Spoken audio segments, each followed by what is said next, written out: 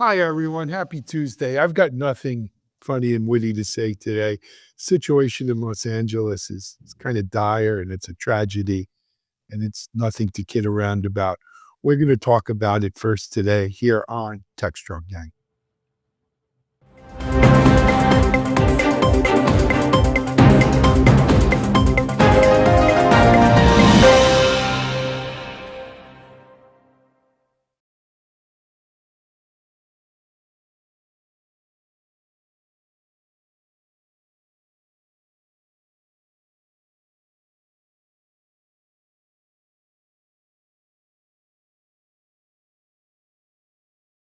Hey, everyone. It's Alan Schimmel here for Techstrong Gang. Happy Tuesday to you.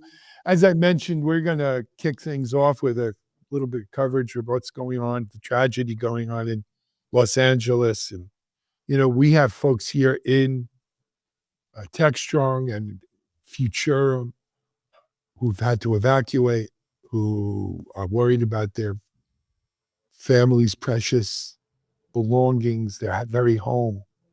Are they going to have a home to stay in? So it really is crazy. We're going to talk a lot about it today, but let me introduce you to our gang members to discuss that and more today. But before I do that, I wanted to mention one other thing. If you're not watching Predict 2025 today, head on over there. If you're watching this on Tuesday, head over there. It's on right now, Predict 2025. You could always catch Techstrong Gang on demand later. You can watch Predict later too, but there's some amazing, amazing sessions on Predict, including one with my friend Stephen Foskett. So let me kick things off with our friend Stephen Foskett. Of course, Stephen is the founder and CEO of Tech Field Day, a sister Futurum business unit here with Techstrong. Stephen, it's great to see you. How are you, man? I'm doing pretty well. Looking forward to a baseball park tour with my friend John Swartz. Yeah, maybe that's it. I hear Pittsburgh is in Cleveland are the two best stadiums, right, Stephen? Let's hit them all, baby. Let's hit them all. Okay, let's just do maybe that. we could do like a show on Techstrong for that. John and Stephen on the road. We could talk for hours. Yeah, that would be it from, comedians in cars. Stephen, welcome. I mentioned John Swartz. He has left his kingdom of Silicon Valley, and he's actually in Pittsburgh today, of all things. Yes, I am. I'm really happy and looking forward to seeing some robotics at Carnegie Mellon, among other places. I'm meeting with a lot of folks here, and I think it'll be a lot of fun and quite educational and kind of segue into our first segment. Excellent. Thank you, John. Thanks for joining us. Joining us, well, she's home, it looks like, so no great story here, but it's our newest gang member. She was the newest gang member. We announced her last week. She's actually worked, though, with Stephen and the Tech Field Day and Gestalt IT folks for many years. She's working on our Techstrong AI site, among other things. It's Salagna Soha. Did I get it right? Saha. Saha. All right, pretty close. I'll keep working on it. Salagna, welcome, and thanks for joining us today. Thank you. Good to be back on the show. Good to have you. Joining us, we got a full house. It's good to have a full house back here in the Boca studio. On my far left, the guy with the ponytail and the beard, he's a future VP analyst. He came here to warm up, he says, from native Colorado, where it's snowing in single digits. And it's supposed to go down to, what did you say, minus 17? 15. Minus crazy 15. number over MLK weekend. Mitchell Ashley. Hey, Mitch. Good to have you here, man. It's nice to be in defrost mode. Yeah, it is. It is. Visit. It's good for you. I'm glad to have you here. Joining Mitchell and I here, the lady in the middle. She is our sustainability and Echo Insights editor and analyst, Bonnie Schneider. Hey, Bonnie, how are you? I'm doing well. Great to be here, Alan. Yes, thanks for joining us and adding a little class to the whole operation. Yes. Mitchell and I here, We need it. use it for sure. Yeah. All right, gang members, let's jump into this. I want, Salagna, John, you guys had an interesting little piece about how tech, I want to say, is helping to fight fires, but I don't want to be that optimistic, but it's certainly being applied to help fight these fires. What do we got? Well, you're right, Alan. That's a good way of putting it. They're trying to help with drones, robots that are remote controlled that can go into places where humans can't to help fight or at least find out what's going on in certain buildings that are ablaze. We have sensors that are all around the place in forests, in areas that are susceptible to fire. We've got actually there's satellite systems in use. A lot, as I mentioned, drones. There's a lot of apps. There's one called Watch Duty, which offers updates on active fires and crews fighting them, the weather conditions, and push notification alerts. There have been efforts by some of the social media companies like Amazon and Meta to team up with government agencies. They have been doing this for a while to help the state anticipate where people will evacuate, so counties and states can provide them with housing, medical supplies, and food. The Department of Homeland Security Science and Technology Directorate has been working with state and local fire agencies and private businesses to develop technologies. There's all these efforts, and yet this is something that almost feels, I'm not gonna use the word futile, but it's very frustrating because as essential and necessary as this all is, we're really at the mercy of climate change, which has led to these record temperatures around the world. Oceans are unusually warm. I mean, we basically, and Bonnie can go into this much better than I could. We've reached this era, this dangerous era of storms, floods, and fires. So it is essential that these technologies be put to use. But looking at the scale of where this fire is, where these fires are, versus the technology that's in place, it seems kind of like a losing battle and utterly frustrating, but at least we are making efforts to help people get away from the danger. I'm not sure how effective we will be in the long term in terms of preventing these types of things. There is technology that preemptively looks or smells things before they become smoke. There are a number of companies working on this. We've written about this over the last several months. But again, this is a really horrific situation, which we're going to see more examples of, not just in California, but in other states. And it's just an ongoing battle and something we're going to have to face and stomach for years to come. Slade, your thoughts? Yeah, I agree with John. Tech is definitely playing a small but pivotal role in the wildfire suppression. AI is obviously being used to detect and predict the fire for any kind of analysis and overall guiding the efforts. Drones and satellites are used to survey the area, track the fire progression. IoT and apps are being used to spread situational awareness and for first responders to communicate better and improve response times. But it actually all comes down to the how effectively we are able to control the fire. And with climate change taking on and getting worse every day, it's really a losing battle unless we do so. I wish there was a technology for that, but unless we can fight that, I think it's going to be pretty harsh for the people living there. Absolutely. Yeah, I agree with both what you said, and with the climate change, some of the issues are that even if a fire is on track, they say, okay, this is where it's located. Fires create their own weather, and that's one of the reasons that makes them unpredictable in which way they'll go from there, and how the wind will move the embers and flames.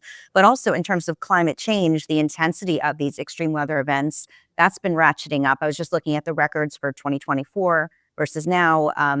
The problem is every event that we have is amplified and intensified. We saw hurricane force winds with this fire. So unfortunately, that's the pattern that we're moving towards, where we're going to see more intensity with these events. It's a combination of things, Bonnie, right? It is the wind intensity. It's also the amount of fuel available because of climate. Exactly. Record rains last year and then a drought this year. It was not a good situation for California. You reach a wind level where the planes can't fly. So now you've lost one of your biggest battles, or your weapons of battling this. Definitely. The severity is so incredible. I mean, when you look at, there was a chart, I think it was on CNN or MSNBC, that showed the number of major fires just in Southern California alone, and that have been tracked since 1937 or thereabouts.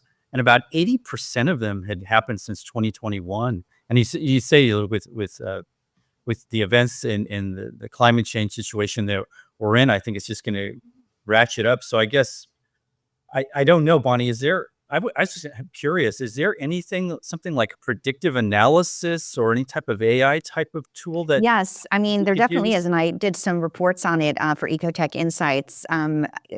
We talked about the drones. That's one way of getting an idea of where these fires may start, and the modeling has improved overall for where I remember going to actually to Boulder to NCAR where they do a lot of weather prediction and modeling, and it's improving. But the problem again is that you have to factor in that the intensity of climate change. So the massive scale of particularly the Palisades fire. I mean, that's why, you're seeing these firefighters come in from multiple different countries and different areas, just because it is just so large and so intense. And unfortunately, as we're looking at Tuesday, Wednesday weather, we're looking at more fire danger with the winds.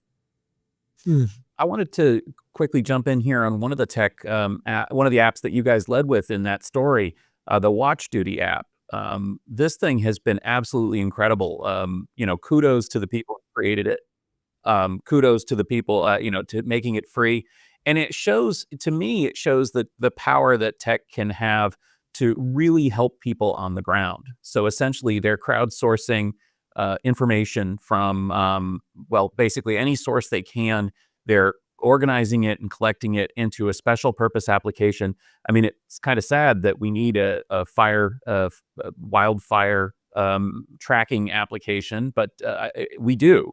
And it's become, as of today, the #1 free app in the iOS and Google App Store, surpassing something called ChatGPT, which I'm not familiar with. But the Watch Duty app has really rocketed to the front. And from what I'm hearing, my friends in the Bay Area and in LA and in the rest of California are saying that this has become sort of the most well-known app. Everyone has it. Everyone's using it. Everyone's tracking the progress of the fires and air quality and figuring out whether they need to evacuate. There's even been situations where they've gotten false reports of fires, and they've used this app to refute those and to make sure that they're getting accurate information. That to me shows what tech and what the app economy can do. Yeah, it's been downloaded, I think, at least 1.5 million times, as you mentioned, its use, Stephen. And it's also, when it all comes down to is the people are much more important than the property. I mean, as hollow as that might sound, it is true. I mean, in a sense, the safety of people above everything else and what we can do to help them or keep them informed is so crucial in these types of situations, because this thing is moving so fast. It's become so large and devastating, and the forecast, as Bonnie mentioned, doesn't look like we have much relief in sight.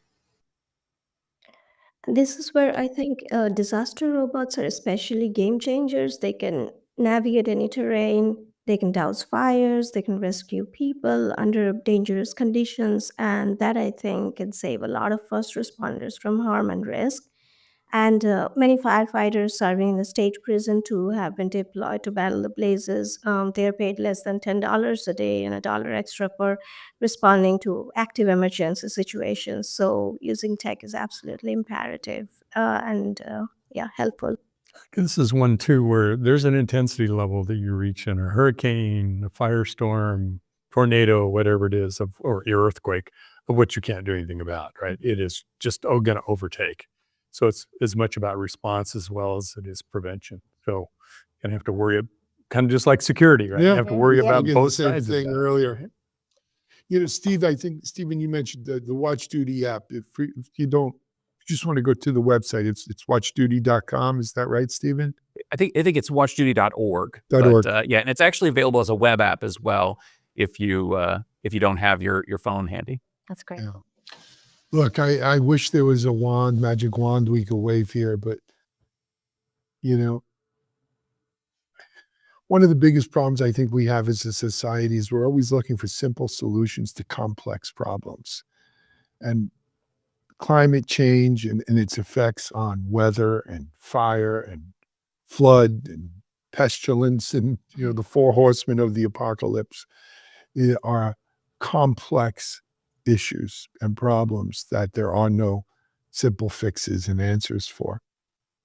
In the meantime, thoughts and prayers sounds hollow, but our hearts go out to everyone in the Southern California area who is dealing with this uh, calamity. And maybe I'm always a big believer in tech can make the world a better place. Maybe there is something that'll pop up that can help them here. Anyway, we're going to take a break here on Techstrong Gang today. We're going to come back, and Bonnie has a piece on promises being made to reduce all that plastic that winds up in the ocean and all of that microplastic stuff. You're watching Techstrong Gang.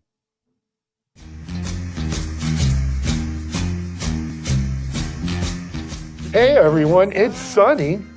And share.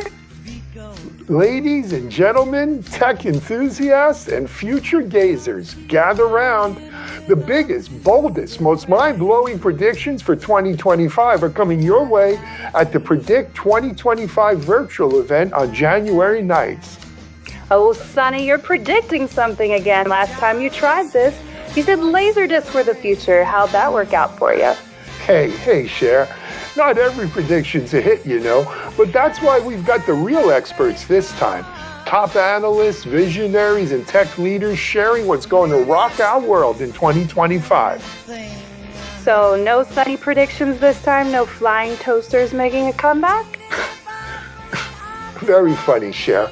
But seriously, we're talking AI breakthroughs, cybersecurity game changers, the future of DevOps, cloud innovations, and so much more.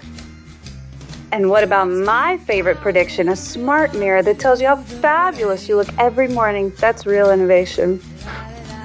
You're already ahead of the tech, Cher.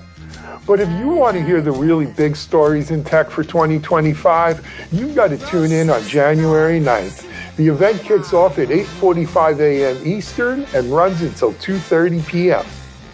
And the best part, it's all virtual. No stuffy conference rooms, no long commutes. Just grab your coffee, your laptop, and join us from anywhere in the world.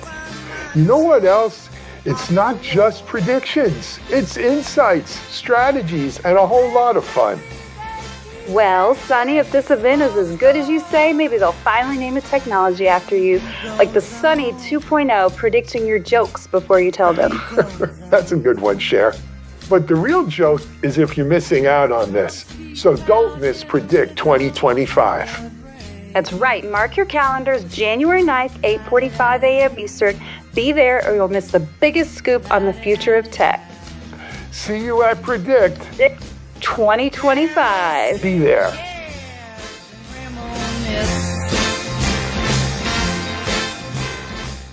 Hi, everyone. Welcome back to the Techstrong Gang. Well, we're talking about promises made. Are they promises kept? It's interesting when you look back over the past few years, the major tech companies targeted 2025 for the year 100% plastic free. And some of these companies are already achieving this goal, like Google, for example, announced last year, hey, we're ahead of schedule. We did it. But others still are not quite there. Maybe they're 99%. But all of the big tech says they are on target. And this is the year we're going to see no more plastic when it comes to packaging, which can make a big difference in when it comes to fighting the battle of keeping our water clean and landfills less filled with plastic. So I took a closer look at 3 companies and seeing what they promised and where they are now. Hi, everyone. I'm Bonnie Schneider with your Ecotech Analyst Insights. 2025, that's the year that all tech giants promised that they'd eliminate all plastic packaging. Well, now that we're here, let's see how they're doing. Leading the charge is Google, who's already crossed the finish line ahead of schedule. Their Pixel phone, Fitbit, and Nest packaging are now completely 100% plastic-free. Through Google's paper-based material, they've decreased their carbon footprint in transport. Apple is racing to meet their 2025 target. iPhone packaging has reached 99% plastic-free status. But there is a reason for optimism: fiber-based packaging. Apple is on track to meet their goal. Meanwhile, Samsung's Galaxy for the Planet initiative faces its moment of truth this year. Samsung has already made significant strides. For example, check out the Samsung Galaxy S24. It comes in a box lined with a molded pulp tray made of 100% recycled paper. Samsung, though, is still working to replace some plastic components in their packaging. For tech giants, it's a sprint to the finish line to deliver on their 2025 environmental promises.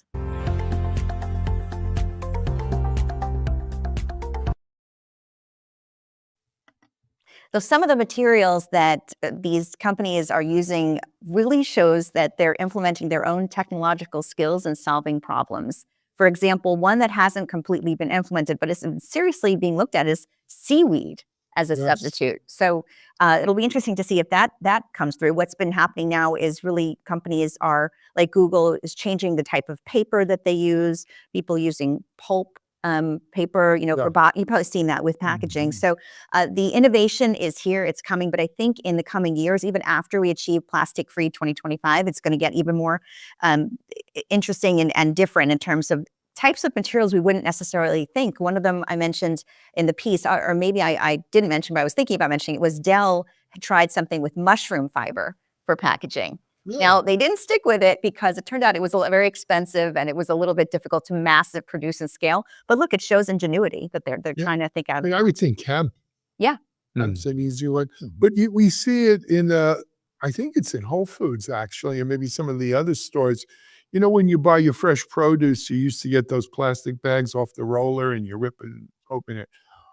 By us here, they're using compostable bags now that aren't quite plastic. They're plastic-like, but much more economically, not economically, environmentally friendlier. Uh, Look, I get that Google's doing this, and Google's certainly a big company, but they're not.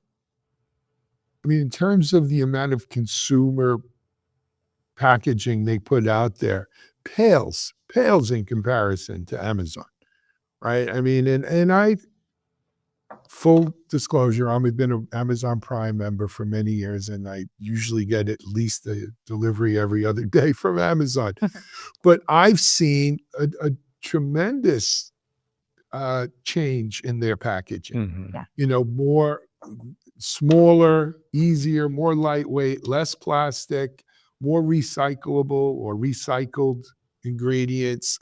And so kudos to them. I think Amazon's done a great job with that. Seems like they're in a unique position, Bonnie, where they could kind of push those things down their ecosystem partner sellers. Yeah. Yeah. That's Maybe true. some incentives to help other people reduce their packaging that uses plastic. And I always think, well, what is the consumer reaction when they open the box? Like if you get a new iPhone, is that something that consumer appreciates, that they see that? I do. Yeah. But you know me, I'm a coastal elite. So ain't whining. Even I don't care what you think about it.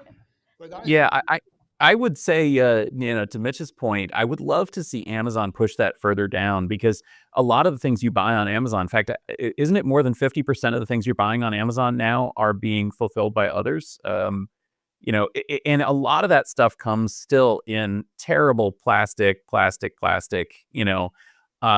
are being drop shipped from China. All sorts of really negative environmental implications from your shopping experience. And it is so jarring, because when you order something in that Amazon frustration-free packaging that comes in that nice little cardboard container, and it's easy to open, and it's small and lightweight, and it is like night and day. I would love to see them push more, and I think they will push more to their suppliers. On the Apple side, it is really obvious. I just bought one of the new Mac Minis. That's it's 100% made of recycled materials, the cases, and the packaging was all paper. There's no more plastic in there at all. They've even removed the stickers from the package.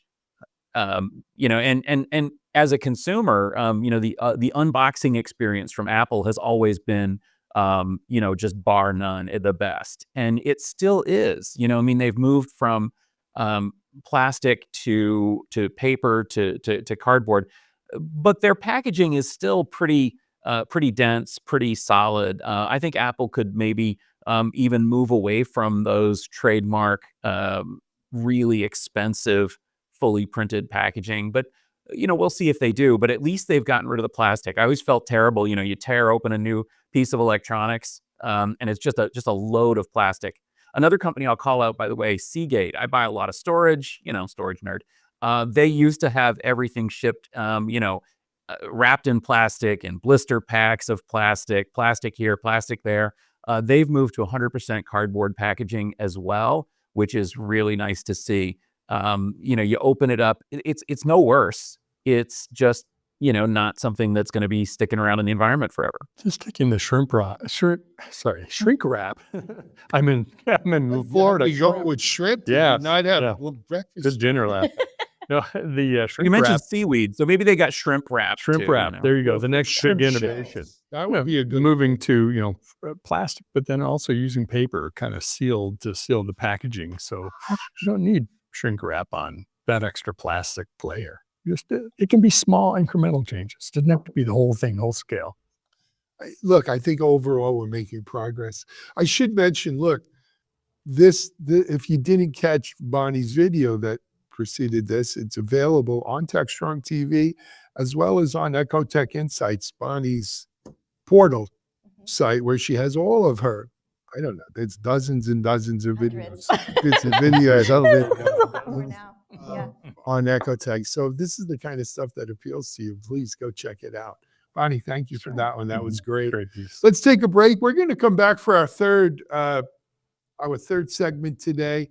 And, do we have a chip war, nation-state chip war on our hands or coming down the pike? You're watching Techstrong, gang. Modernize your business to fuel innovation and elevate customer experiences. With the Builder Community Hub, AWS and its partner network provide essential tools for transforming applications and infrastructure to fully leverage the cloud. Discover free trials, in-depth demos, and essential resources to empower DevOps engineers and developers to deliver value faster and more reliably. Visit the Builder Community Hub to learn more. Hey, everyone, we're back. All right. For our third segment today, it's a heavy day of segments. President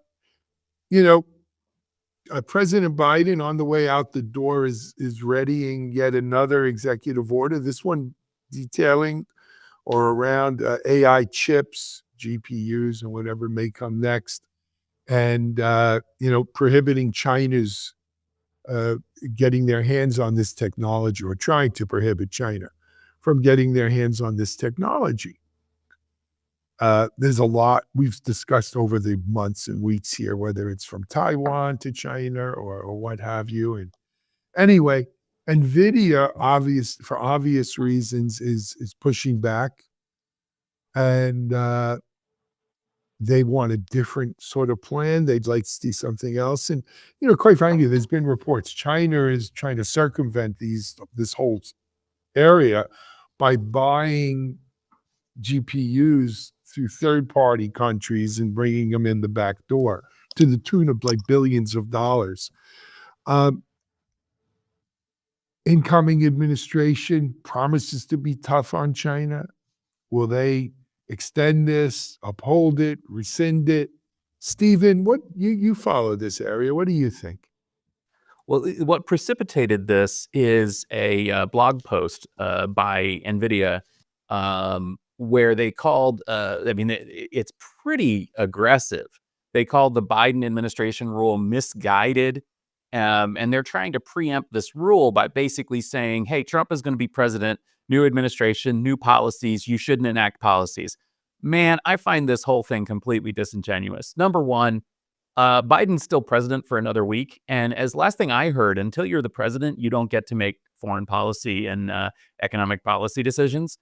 Number two, to have NVIDIA say that the Trump administration is going to have a radically different policy on exports to China seems like maybe they weren't in the U.S. during the first Trump administration, because Trump was very aggressive on China. And obviously, he didn't stop exporting AI chips to China in 2016, because that really wasn't a thing. But he did try to block other exports to China. And so to have them think that the policy under new Trump administration is going to be radically different is just doesn't ring true to me. But the big thing, as I've said for a long time, I am not a fan of these export restrictions because, frankly, they are likely to basically bite in the wrong direction. What's happened is by trying to restrict exports of specific chips, number one, China retaliates by, and then pretty soon you get yourself into a trade war that's bad for people in both countries and around the world. But number two, what's happened for the U.S. tech industry is that Chinese firms have risen to the occasion and produced their own alternative chips. By all accounts, China is producing AI processing GPUs at record pace that are actually very, very good. China maybe has jumped into the lead on high bandwidth memory. And it's very likely that this trade war will actually solidify China's growing importance in the international tech sector. We just also got news yesterday that the Chinese trade surplus was a record high, over $900 billion trade surplus coming out of China. So it doesn't seem like these things are working. It doesn't seem like they're having the intended effect. They're likely to have the exact opposite effect. And frankly, to think that somehow the Trump administration is going to be any different from Biden on trade policy toward China, I think is just utterly ridiculous. I think we're in for more tariffs, more trade fights, and frankly, more success for Chinese technology. I was thinking the same thing. You equate this to a tariff, right? Another form of restricting commerce. And that very much fits the Trump approach. And is it a negotiating weapon? Is it something that he actually implements? We'll see. But I don't see Trump rushing to save China anytime soon. What does Elon say? Yeah. I'm sorry. Yeah, I totally agree. Trump's extreme tariff plans is definitely not going to reverse the situation anytime soon. And absolutely, it is also not going to have the kind of crushing effect on the Chinese industry as one would expect. Matter of fact, I think Trump can have Biden to thank for this. Biden's kind of taken the arrow by implementing this before he gets in office, and he can leave it alone and let it go through and not have to take it. Biden did that when he came in office. He didn't rescind many of the tariffs on Chinese products. Exactly.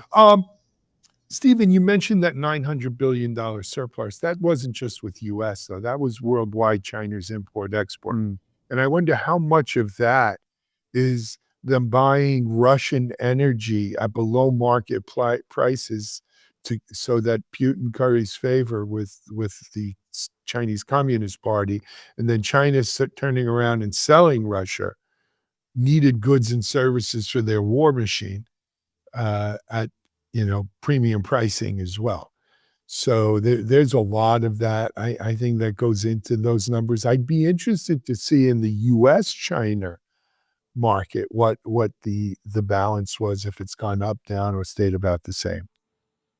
Yeah, I don't have the numbers on that, but there were some more details in this, and it's not just energy that drove this trade surplus. In fact, if you look at the growth of trade, it's been very, very steady since 2018. Essentially, in the first during the first Trump administration, the Chinese trade deficit fell, and then it rose and rose and rose, and has been rising throughout the pandemic and ever since. So. Another aspect of this, like we mentioned, this is global. This is not just China, U.S. Of course, our audience is global as well.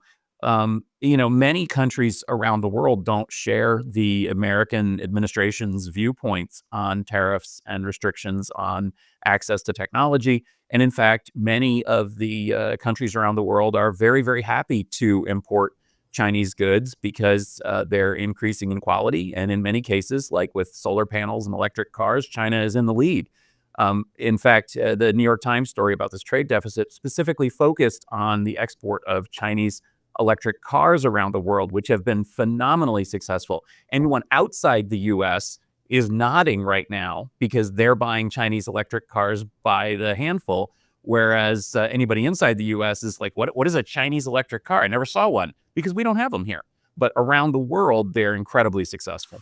But let me let me just wrap myself in the flag here a second. If these cars are incredibly successful and being sold at below market or below cost and everything else I because don't know they're that being anybody's saying they're being sold at low subsidized. cost. Well, but these companies are being subsidized by the Communist Party there. Right? I mean, that's the key to it, is that That's been the history. that's their game plan. That's their model, right? They'll subsidize it until they grab enough market share and then, try to squeeze the profits out of it. So if you want to say I'm not buying or I'm not going to allow Chinese electric vehicles in here because it's strategic that the US maintain their own electric vehicle market, that's one thing. You could agree or I also disagree. wouldn't bet on the Trump administration taking that tactic. Yeah. But if the cars are being done with forced labor, child labor, or subsidized by the Chinese Communist Party, I can understand why we would want to do that. That's all I'm There's a saying. bit of irony here too. NVIDIA's stock price isn't hurting these days, as we No. all know. Well, that's what you ask yourself too. Why is NVIDIA pushing back here? They don't want to give up that China market. It's a huge Sure they market don't. for them. Sure they don't. But the irony I wanted to point out was this coming on the heels of Jensen Huang saying the quantum market, their chips 10 to 15 years away, and quantum stocks drop, whatever it was. Yeah. But the drop. Right now, he 15 to definitely 20%. put the kibosh on So, quantum. he has his own influence on markets too. Don't we It's all? also interesting that Jensen is one of the only tech execs who hasn't publicly given to Trump's inauguration. Really? True. Yeah, that's true. I heard At least they gave not out, as of they ran yet. out of prizes to give to the people who, Stephen, you got any of those Tech Field Day coins left? Maybe we could send those to the people who give $1 million. Yeah, if somebody donates $1 million to me, I will make you a special Tech Field Day coin. Yeah. Funny stuff. Anyway, hey guys, I think that's going to call a wrap on today's Techstrong Gang. Just heads up, again, head over to Predict 2025. If you're interested in what's going to happen this year, that's the place to go to. Hey, Predict and my top 2025. 10 DevOps Mitchell's there with his top 10. at AI DevOps. and development. Yes, So that's don't his miss it. session. Stephen has a session. Daniel Newman has a session. We've got people from Microsoft, from some of the other hyperscalers that we're not allowed to mention. Just a lot of good people talking good stuff there. Predict 2025. We'll be back tomorrow with a fresh gang. We've also got a ton of great Techstrong TV on here for you today. So check that out. Lots going on at Techstrong as always. But for now, this is Alan Schimmel. On behalf of our gang today, thank you very much. Have a great day, everyone. We're out.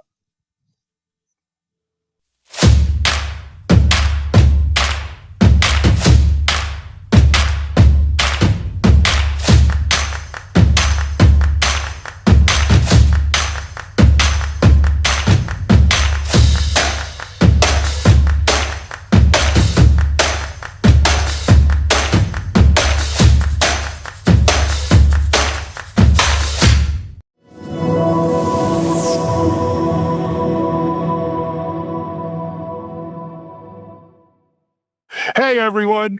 I'm Alan Schimmel. That's Luca Galente. And you're watching the Platform Engineering Show. Hey, Luca, Happy New Year. It's great to see you, my friend. How are you? You too. I'm good. How are you doing? Happy New Year. Happy New Year, everybody. Yeah, Happy New Year to everyone. So, Luca, let's play Where's Luca? Where in the world are you today, man? East Coast of Sri Lanka. The East Coast of Sri Lanka. That's great. And it's nice and warm there. You're on the beach. Yeah, I mean, Oh, you apparently folks it's warmer than in freezing? Florida, right? Yeah, well, winter came to Florida, right? But we get this around this time of year. We'll get like 3-4 days. I was telling you where sometimes it'll go down even into the high 30s, low 40s Fahrenheit, and then the iguanas they're not native, but they're invasive here. They get frozen up in the palm trees and they go what they call torpid, like they just shut down. And then they fall out of trees. And some of these iguanas are like 4 feet tall. I mean, they're big. they're big reptiles. So you don't want them falling on your head. You'll get hurt. But This is so it's fascinating to me. crazy. This is crazy. But do they Yeah. recover or are they dead? It depends how long and how cold How they long? are. Because, Right. iguanas are usually like that nice green color. And then when Right. they're in breeding colors, they get red and orange. When they get torpid like that, they turn gray. It's like they Yeah, really super dark. they look like off. Yeah. Crazy. But yeah, we'll say. I mean, no, they're kind of like a nuisance animal here, so people aren't terribly upset that some iguanas die. They don't belong here. They're a mess. They're a mess. Right. Anyway, enough about iguanas. You're in Sri Lanka. There's a lot going on in the world of platform engineering, though. We got a great topic to cover today, but before we do, I wanted to just go over with you a few things. First of all, we're making plans here to head over to London for KubeCon. I think it's April 1st to the 4th is the actual KubeCon. But I know the community has some real big plans going on. You want to share a little? It's gonna be a big one. KubeCon, right, in London. They're expecting 12,000 people. And so we do our sort of like unofficial KubeCon opening party, which is called House of Cube. We've been doing it now for like 2 or 3 years. It grows every time. Expecting a lot of people, probably like 4,000 plus signups. There's probably going to be like 500 people, 600 people at the location. They're going to be pretty crazy. And the whole thing of House of Cubes, like we started it when I think we were at KubeCon Valencia, and it was basically, we were kind of going from like, which was great because it's like Valencia and so on, but we were basically going from like one party to the next. They're like, man, all these parties are the same. And obviously, we have like a Berlin background, techno background. So we were kind of like, wouldn't it be funny to do the sort of like the dark room of DevOps? And for those that catch the reference, and so it started like as a joke, but we did it. And it's really funny because there's a bit of a tension with the CNCF guidelines that basically don't allow you to say in the dark room of DevOps. So we started and now it grew to basically really become the unofficial opening party. We have like drag queen shows and it's a whole thing. So that's going to be really fun. Oh, very cool. Yeah. Looking forward to that one. Kind of like Key West. Down here, that's, I don't know if you've ever been down to Key West, but a lot of that. But I heard, yeah, it is. Yeah. Well, there are other places that are more, but anyway, I digress. Where can people get more information about House of Cube? Just go houseofcube.com and you can sign up. It's free. We have amazing food, amazing drinks, amazing drag queens. So just come for fun, post party. We're going to do that. That's fun. That sounds great. And then the other, big thing on the horizon, and it's not too early to get this out there, is this is the third or fourth Platform Con. This is coming the up in fourth June. Platform Con. So we started 22.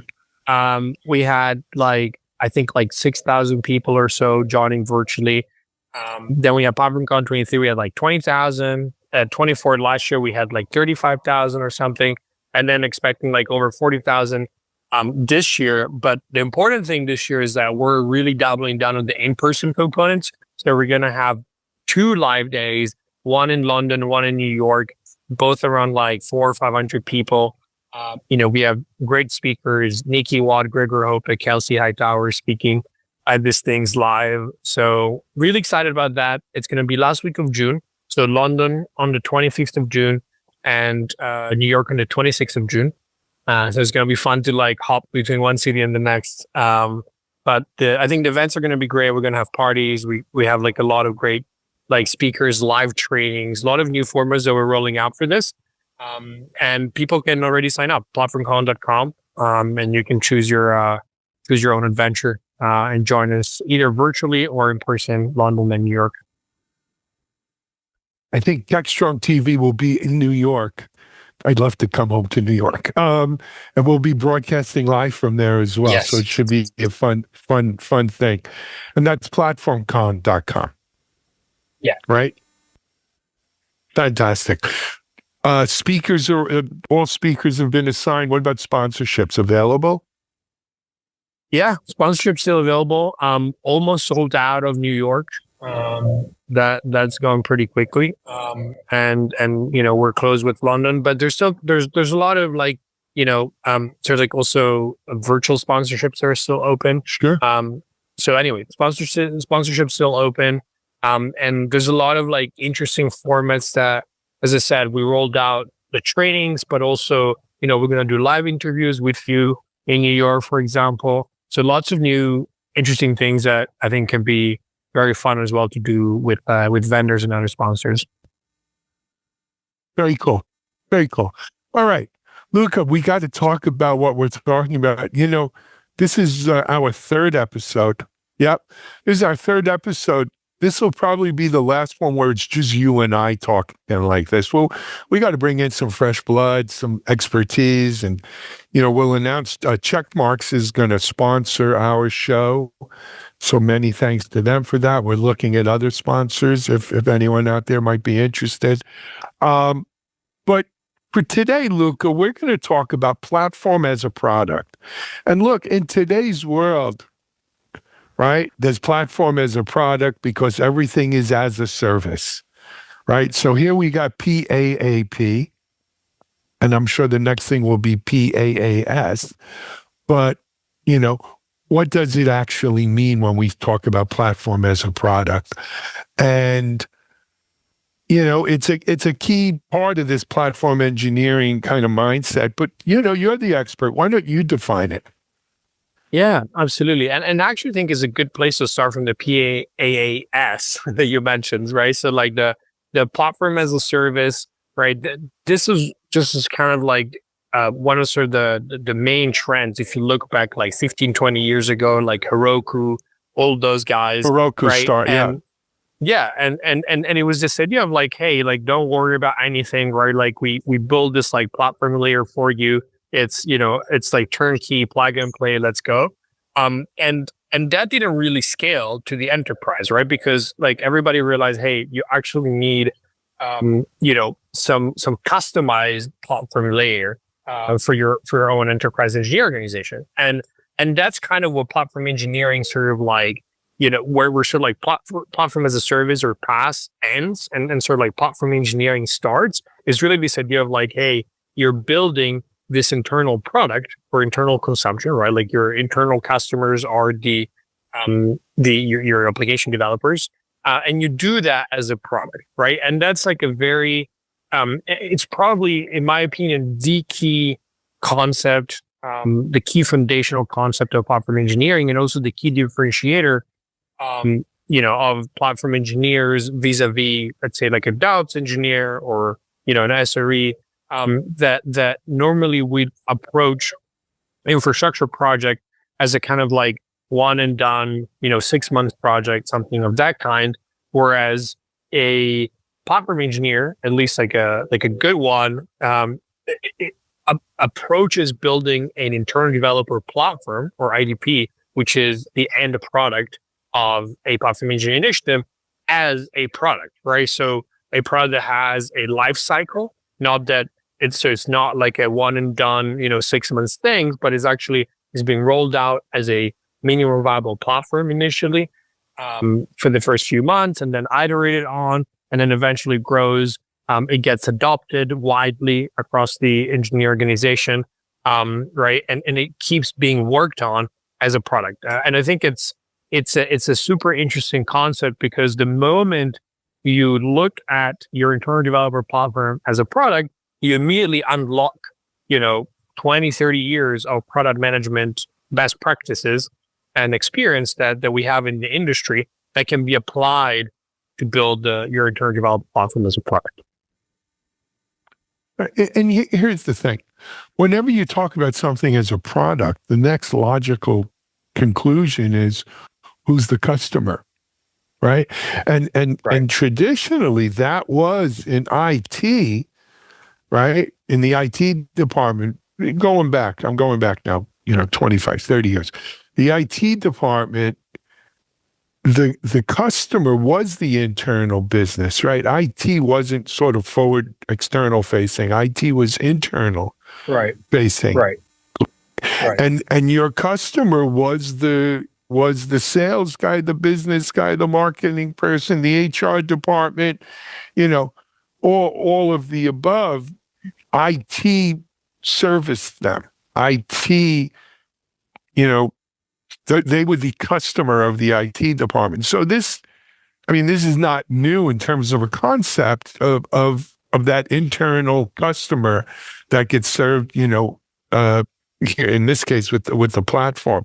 The other thing I'll tell you is, look, you know, when cloud first came out, a lot of people were very definitive about saying, well, this is infrastructure as a service, IaaS, right? And we're going to have platform as a service, right?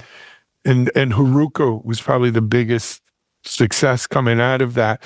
But really, to a lot of people, that meant, well, infrastructure as service ended at kind of the hypervisor. They took care of everything hypervisor and below, and you built on top of the hypervisor, OS and everything else in it. Platform as a service initially to a lot of people was, well, no, everything up through the OS, and then you just build your app on top of the OS. And I'll tell you my 2 cents on it.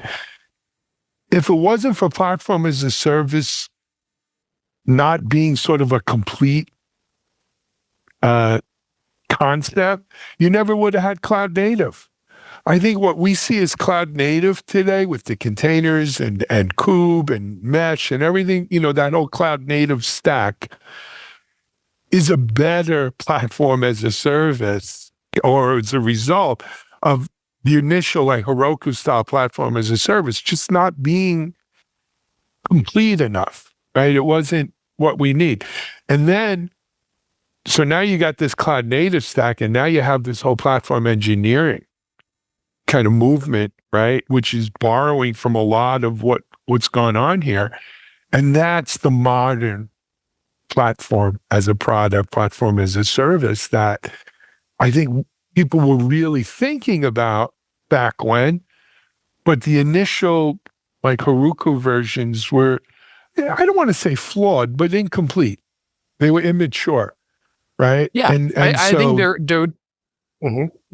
they were like no, a child that's my 2 cents. of its time, right? Of like also like I think stacks that were like a lot simpler, right? Infrastructure that were a lot simpler. And but then to your point, right, as cloud native exploded, as this like complexity really exploded as well, then you had to have like a completely different approach. So it's like the idea is, hey, I still want to provide a PaaS-like experience to my developers, right? And I think like your point earlier is super interesting, right? Like it's also not only the complexity of the infrastructure exploded, but also the size of the engineering organization exploded to the point where now you have a part of the engineering organization that's serving the other part of the engineering organization as its internal customers, and no longer just like the sales, marketing, HR, whatever, right? The other functions. And so, and there's also like a mindset shift that needs to happen a lot of times, where it's like, well, actually the internal customers is the developer itself, right?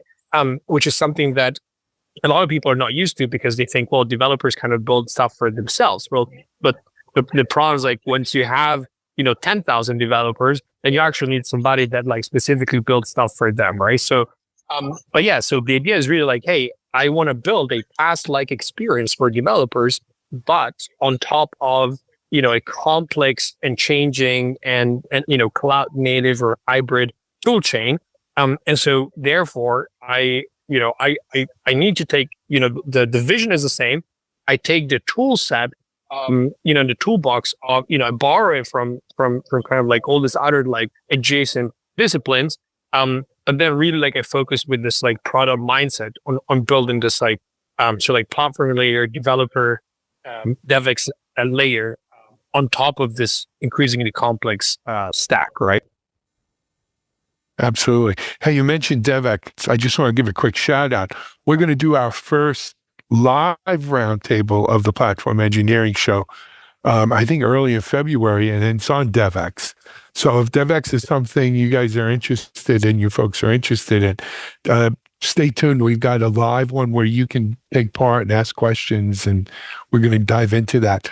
Now, Luca, the platform is a product idea. It's been percolating now for a couple of years, and we're starting to see, I don't know if I want to call it best practices yet, or, evolving best practices. I don't know if it's written in stone, everything just yet, but we're starting to certainly see where, hey, this works. This is not such a good idea. There's a better way of doing that. We're evolving best practices. Can you talk a little bit about what some of these are and where people can kind of, stay in the know on that?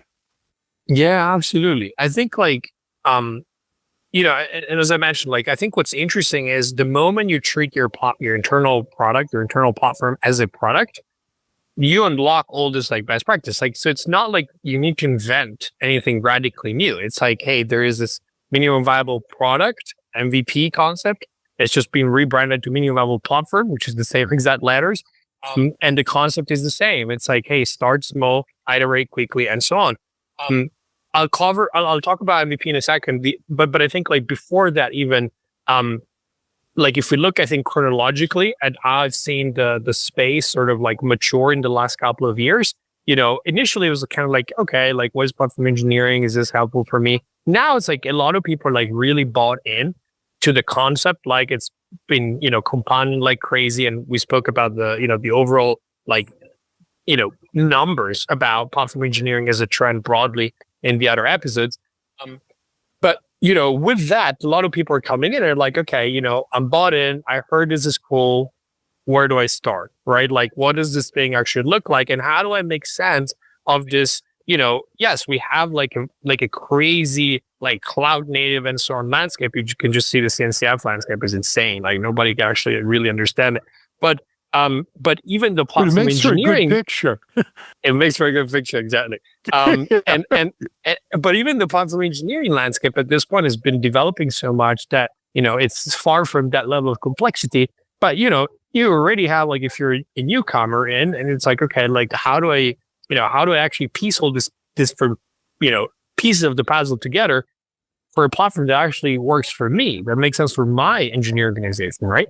And so that's where I think the first sort of standard that's been really, really helpful and a game changer, I think, in the community and broadly in the platform engineering market has been this reference architectures for internal developer platforms, right? And some of the first ones were open source by McKinsey actually, and then kind of now they're really widely adopted. I have one stat for you on that, which is PlatformCon. The first reference architecture was kind of presented in the talk at PlatformCon 23. And so there was only one. At PlatformCon 24 last year, there were already 20-30% of the talks that were using this as a blueprint to kind of talk through the platform that practitioners built or whatever, right? So very, very interesting to see how quickly people adopted this. And it's for a very good reason. It's just it gives a really good guidance as to okay, how do you think about the different pieces and how they fit together? And if you go platformengineering.org, I think /tooling or /platform tooling is you can see the sort of the tooling landscape there, and that also follows the same structure as the reference architecture. So that was kind of a first step that was really helpful. But then sort of what I've noticed is that people were kind of looking at this and okay, great. That's my target setup. That's how I want to build my platform. But then they were trying to do everything, at once. The Korean movie, Everything Everywhere All at Once. It's kind of like that, right? They were trying to okay, this is great. They get super excited. I get buy-in, some executives, let's go, build everything, right? And the problem with that is that, you very, very easily lose momentum, right? And this is, I think, in my opinion, is the number one cause of death of platform engineering initiatives, to be a bit morbid, but it's really like that, right? It's people that get really excited, that have this grand designs for what the platform is going to look like. And the problem is that the platform engineer really is a huge, org transformation, right? And so that means it touches all these different stakeholders, application developers, executives, architects, security teams, infrastructure and operations teams. And so you need to basically get all these people on board with you, sell them effectively internally this idea of the platform and its different components that you have like so beautifully designed in your head. And so the problem is like it's very easy to lose momentum there, right? Because you need, by the time you spoke to person A, B, C, by the time you spoke to person Z, it's been 6 months, person A completely forgot about you. And, you kind of get stuck in this process, right? And there, the trick is really to take this minimum viable product or minimum viable platform approach of saying, hey, start small, focus on like a subset of not only the problem that you're solving for the different stakeholders, but actually a subset of the stakeholders, right? So just focus on maybe like application developers and security teams, or infrastructure and operations team and executives, right? Like you don't have to please everybody immediately. Just focus on like what's the low hanging fruit here, and then if you think about that reference architecture that maybe we can link in the show notes or like throw up a picture at some point, we can, you can think of like, well, let's actually focus on a subset of events, right? You don't need, your MVP to have a full, to be fully security compliant, or, have, the latest observability stack built in already. Because you're not going to production right away with this thing, right? You need to first show the value to, for example, developers and say, hey, look, Jimmy right now is spending, is waiting like 2 weeks every time he needs a database, right? And Anne is providing that, but now she's like fielding this like all this like ticket ops requests for like 40% of her time. And that sucks, right? And so what you want in the first MVP is to actually show, okay, well, I proved, for example, I reduced the time that Jimmy needs for database from like weeks to minutes. And now Amy only needs to spend like 10% of her time fielding ticket requests, not like 40-50%, right? Like, and you can show that within weeks, right? That's really the powerful thing. I've seen, like very large enterprises move incredibly fast following this MVP framework, and within weeks show some level of success internally to the stakeholders they selected. And then from there, it's like, okay, great. Are we all happy? Yes. Okay, let's go to the next iteration, right? And then of course, you should have you should design the end design with, security in mind, for example, but it doesn't mean you need to implement all the latest governance and security workflows from the get-go, because that's just going to slow you down and not going to get you to actually show value. So I think reference architectures and MVP framework have been very helpful standards and very helpful best practices that, as I said, we've been borrowing from existing disciplines already, and just like slightly tweaked to really help platform teams deliver on their initiatives. Excellent. I mean, look, if I had to boil it, it's a bad word to use because I'm going to use that word. If I had to like just really give people in one line here, right? You don't want to boil the ocean with platform as a product. You want to do it step by step, bit by bit. Here's my question for you though. Do you need a master plan to begin with, saying, okay, here's step 1 through 6. It may take me 3 months to do step 1, 4 months to do step 2, 4 months later I'll do step 3, but eventually I'll get to steps all the way through to step 6. Or do you just say, well, let's start with step 1 and then I'll decide what even step 2 is? Because I don't know if I want to make that, what I'm labeling now as step 3 may wind up being step 2. Right? So I'm not locking into any of that. I'm just locking into step 1 right now. Totally. I think it's a mix of both, to be honest. I think on some, like, the MVP framework that we have on platformengineering.org actually has like different tracks. Like you have an executive track or business track. You have like a technical track, which is basically how you build everything, how you get the first like developer adoption. You have a security track. How do you make the security team happy, right? And I think like different tracks have different timelines, and you need to, right? So like, I think for security and business, for example, it is helpful to have a little bit of, like a look into the future, right? And like, how do you attach? Because, for example, like your business stakeholders, like your execs, like, usually think in quarters or even like fiscal years, right? So like, how do you attach, your platform engineering initiative to whatever their goal is, for example, for the quarter, for the year? In some cases, multi-year plans, right? On the developer adoption, though, on the other hand, like it's really what you were saying. It doesn't make sense. Just get started. Just get started.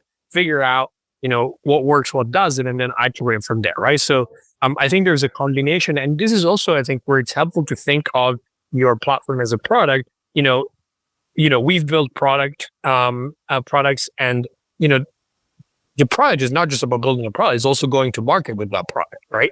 So. And so that's where you have, I think you have basically your product engineering teams iterating very quickly on building a product, especially at the beginning, right? And then as your platform matures, you can have like longer plans and like longer iteration cycles and so on. But at the beginning, you want to be very nimble, right? And the same thing kind of like goes for your go-to-market. At the beginning, you really need to figure out, okay, which executive is going to support my initiative and so on. But then like over time, as it matures, really like attach it to like, very specific budgets or combination of budgets and so on, right? But I think it's helpful to not only think of like platform as a product as something that's like purely technical in terms of like, how do I drive developer adoption and how do I, iterate really just from a product perspective, but really broadly, like if you consider it as a product, it means like it actually needs like its own go-to-market, its own internal marketing and internal sales effectively. And actually you can see this. I was talking a while back to Aaron Erickson, who's the guy that built the internal development platform at Salesforce 5 years plus ago. And, it's very interesting because Salesforce is so big, actually at the time they had multiple platform initiatives sort of like bubbling up and competing with one another. And so there you have and obviously like in most organizations, you wouldn't have that, right? But Salesforce, because they're so big, but there's some cases of like very large engineering orgs that have similar situations. And in that case, really you're competing, right? And you're competing on the product front, but you're also competing on like distribution on the platform. Right? Yeah. But I mean, look, you see that in large enterprises that are built through M&A. Right? Where you have, company A was doing this, company B had that initiative, company C. Now they're all under one, big company. And I've done this. I did a roll-up back in the .com days, right? We had 30 different acquisitions. And each one had their own, not platform per se, but their own IT, they were all storing websites. They were all website hosts. So there was 30 different platforms to host websites on. How do you pick one? Well, eventually you do want to get to one, but it took a really long time because you can't, you're going to wind up breaking some eggs making that omelet. And so there's an art to that, right? That's a whole thing in and of itself. And how did you think about that? Like, how were you? Well, we went bankrupt. Because the .com bubble burst. Yeah, that made it easy. I left, but seriously, what we did do is we brought in, we developed one engineering team across all 30 acquisitions. One engineering team, and they basically took from each of the acquisitions what was best about them, what was the strengths, and then also looked at the wider state of art, right, in the industry, and we actually built a whole new platform that we migrated these to. Some were easy migrations, some were a lot harder migrations. But we built a state-of-the-art, because back then, look, we had some companies that were using what I call baker racks, like that you would keep bread on, and they would keep white label servers on there. The hard drives are in the server's running Apache, and they got 1,000 websites on there. Right. Then we had other ones that were running like 1U web servers to network attached storage, right? A very different kind of architecture. And we had other ones that, had with load balancers and stuff. There was a variety of architecture here. And we settled on one, and it took the better part of a year and a half, 2 years to really migrate into the standard. The company was called Interliant, into the standard Interliant architecture, which, by the way, back then was like IBM Domino server or something like that. And, it was big enterprise level stuff. We were hosting a lot of apps. This is before there was cloud, multi-tenancy and all that. And we're hosting Oracle apps and Lotus Notes and Exchange and PeopleSoft and, crazy stuff, in addition to websites. So we needed, and that's actually how I got into security. Then we had to layer security in. Checkpoint at the time was it. Checkpoint was the big firewall, right? So we had managed Checkpoint firewalls in front of this stuff. It was really cool because we were way before our time. Way, way, way before our time, right? But it wasn't anything like it. We didn't have at our fingertips what, platform teams have today, right? We were inventing this stuff out of rock and chisels. You didn't have the tools we have today, but it was interesting. It was interesting. That's so interesting. And actually, it's something that we are seeing a lot in the community as well. Like we do this trainings with large enterprises, where we kind of help them either educating their teams or actually putting together strategy for the rollouts and phased rollouts and so on. And I was actually working with I think it's public right now, but anyway, it's a very large, maybe the largest CPG merger ever. And it's kind of you have these two teams, and they sort of are going to go in, right? Going to end up in the same setup, and sort of one of them wants to figure out, okay, what's the right strategy for me going into this, right? Because I have something that's working right now, but obviously everything is going to change. So how do I make sure that my platform evolves in a way that it ends up being the winning platform, right? From an evolutionary perspective, it's the one actually surviving in the end. So very interesting, these sort of M&A conversations where you really see this internal products competing with one another. Yeah. You also see personalities competing with one another, right? And that sometimes the personalities are harder than the technologies, right? And that's a whole nother story we could talk over beers one day about. Anyway, Luca, this has been a fascinating discussion, man. I loved it. This is fun. As you mentioned, platformengineering.org, we've got reference architectures. We've got tools and people and documents out there to help people as we go on, as they set sail on this journey of adopting platform as a product. Wow, what a great show this was. Can't wait for the next one. Next one, we'll have some people joining us, so it'll be more of a active discussion, but we hope you enjoyed this. Luca, how long are you in Sri Lanka? 3 more weeks. Yes. All right, so maybe for the next show, you'll still be there.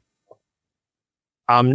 The next show is in February. So we're gonna. Oh, okay. Because these are almost mid-January. So where do you think in the world you might be by then? Japan, maybe. You know what? There's a KubeCon in Japan in June. I was had my eyes on, but we'll see. Yeah, it's a small one. It's only 2 days. Okay, but, you going? Check it out. I might. I'm looking for an excuse to go to Japan. So, all right. Yeah. We'll see how that goes. I'll let you know. Yeah. Anyway, though, until then, enjoy Sri Lanka. We hope you've enjoyed the Platform Engineering Show. It's episode 3. If you haven't caught the first 2, you can. They're available on your favorite podcast platforms like Apple and Spotify and all of that. Also on Techstrong.tv. And they Techstrong.tv is the website. They're also on the YouTube, Techstrong TV YouTube. And I think hopefully by the next show, our Techstrong TV OTT channel will be up. So you'll be able to catch it on Apple TV and Roku and Amazon Fire, as well as mobile apps. But until then, this is Alan Schimmel, Luca Galente. I hope you've enjoyed the show. Take care, everyone. Thank you, Alan. Bye-bye. Thank you, everybody.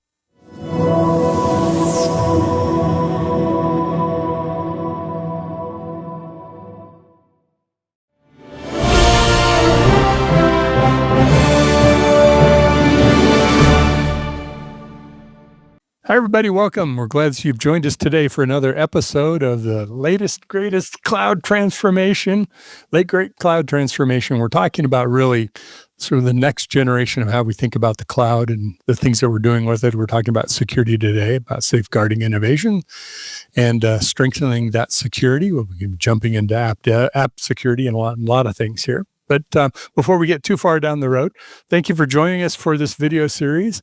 The last great cloud transformation is sponsored by Cloudflare. We're glad to have them on board with us, working on this, helping input with some topics and things like that, and obviously participating on our live editions, which we do on a monthly basis, as well as these recorded episodes. So thank you for being here with us. My name is Mitch Ashley. I'm VP and Practice Lead with Futurum Group, analyst firm, heading up the analyst area for DevOps, DevSecOps, application development, AppSec, et cetera. So kind of right in vein with this. My co-host, Alan Schimmel, is unattainably detained, or whatever the word is, the phrase is. And so I'm hosting both parts of the chair today. It's a little bit of a coup, but he'll be back next time. We'll see him on our next episode, I'm sure. So let's get to our conversation, to our topic. Let's first start by doing some introductions.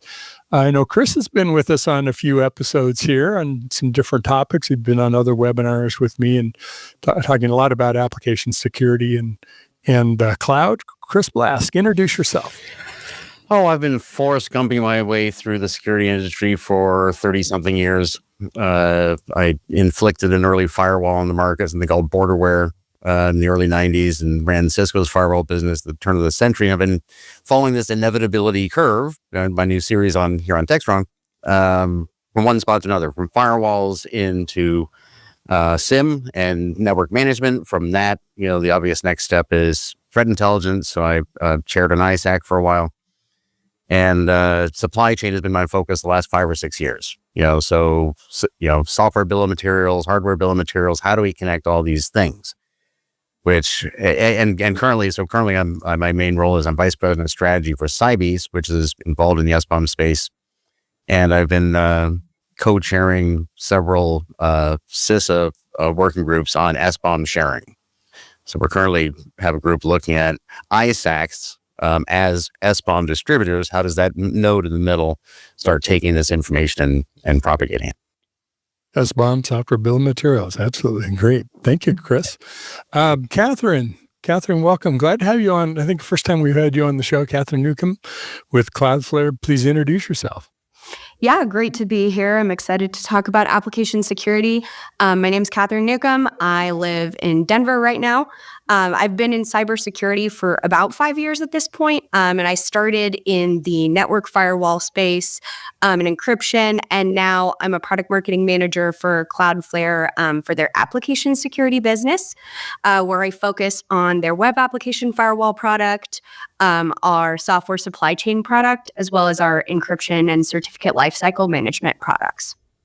Very nice. And I do like to say, full disclosure, Techstrong is a customer of Cloudflare's. We do use their services and enjoyed very much. So thank you, Catherine and team, for that. Last but not least, another newcomer to our show, Kurt Handel, who's with Teradata. Tell us about yourself, Kurt. So I've been working in security probably 8 or 9 years at this point, but in the software industry for close to 15 years now, anywhere from development into business analysis, product management, even doing a little bit of red teaming myself. But I am currently the chief security architect at Teradata. And so I've been focused on architecture mostly for the past 6, 7, possibly 8 years, and really kind of a generalist. So AppSec is where I spend the least amount of my time, where we focus on the architecture, the requirements, threat modeling, especially compliance. We do a lot of the major compliance frameworks at Teradata, so we've been pushing that recently. And I'm based in the Pacific Northwest, up in the Seattle area, and I'm happy to be here. Very nice. Well, all the weather and fires and it's cold, and I'm just glad we all made it. Maybe it's because we didn't have to travel anywhere. so hang tight. I'm glad we're all here.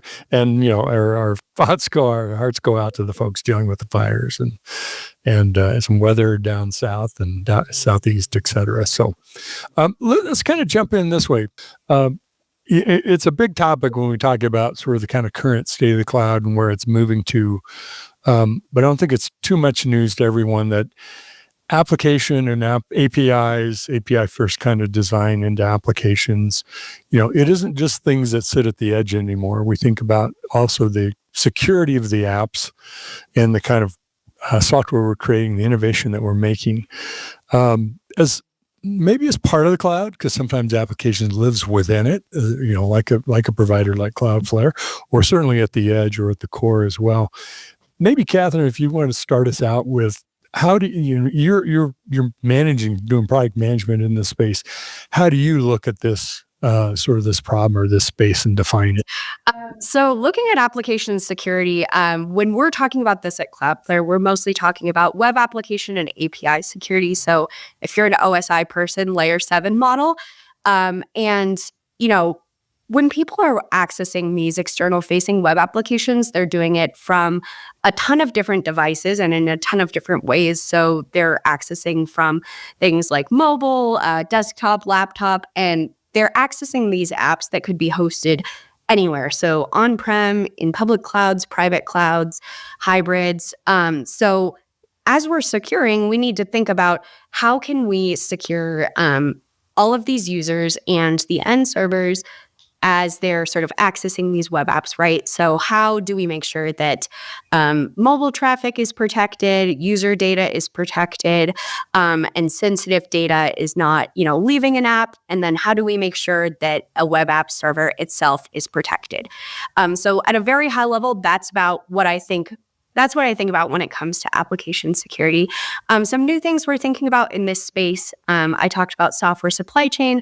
This is increasingly becoming an area of interest as people create more complex apps with more third parties in them. Of course, API first development has also meant we've had to adjust our thinking a little bit around application security as well. Kurt, how about you as an architect, security architect? Maybe you don't get into the innards of applications per se, application security, but traffic over there, obviously our networks are heavily API driven. When you think about the security architecture, where does this fit into your purview? I think it fits in really everywhere, right? So we're building these huge applications, sometimes small applications. We do all sorts of scale at Teradata, and in my previous roles, I've worked with pretty simple apps all the way to super complex microservices architectures. And so, like Catherine kind of said, you have the mobile aspect, you have the server. There's application code literally everywhere, including on the person's device. And so how do you secure it as best you can within reason, right? Because if it's too secure, it doesn't work. If it's not secure enough, well, you end up in the Wall Street Journal and you're in trouble. So we, from an architecture standpoint, we really try to focus on all different aspects of it, where the biggest threats lie, and then implement controls and use technologies to simplify the implementation and streamline it without making it overly complex.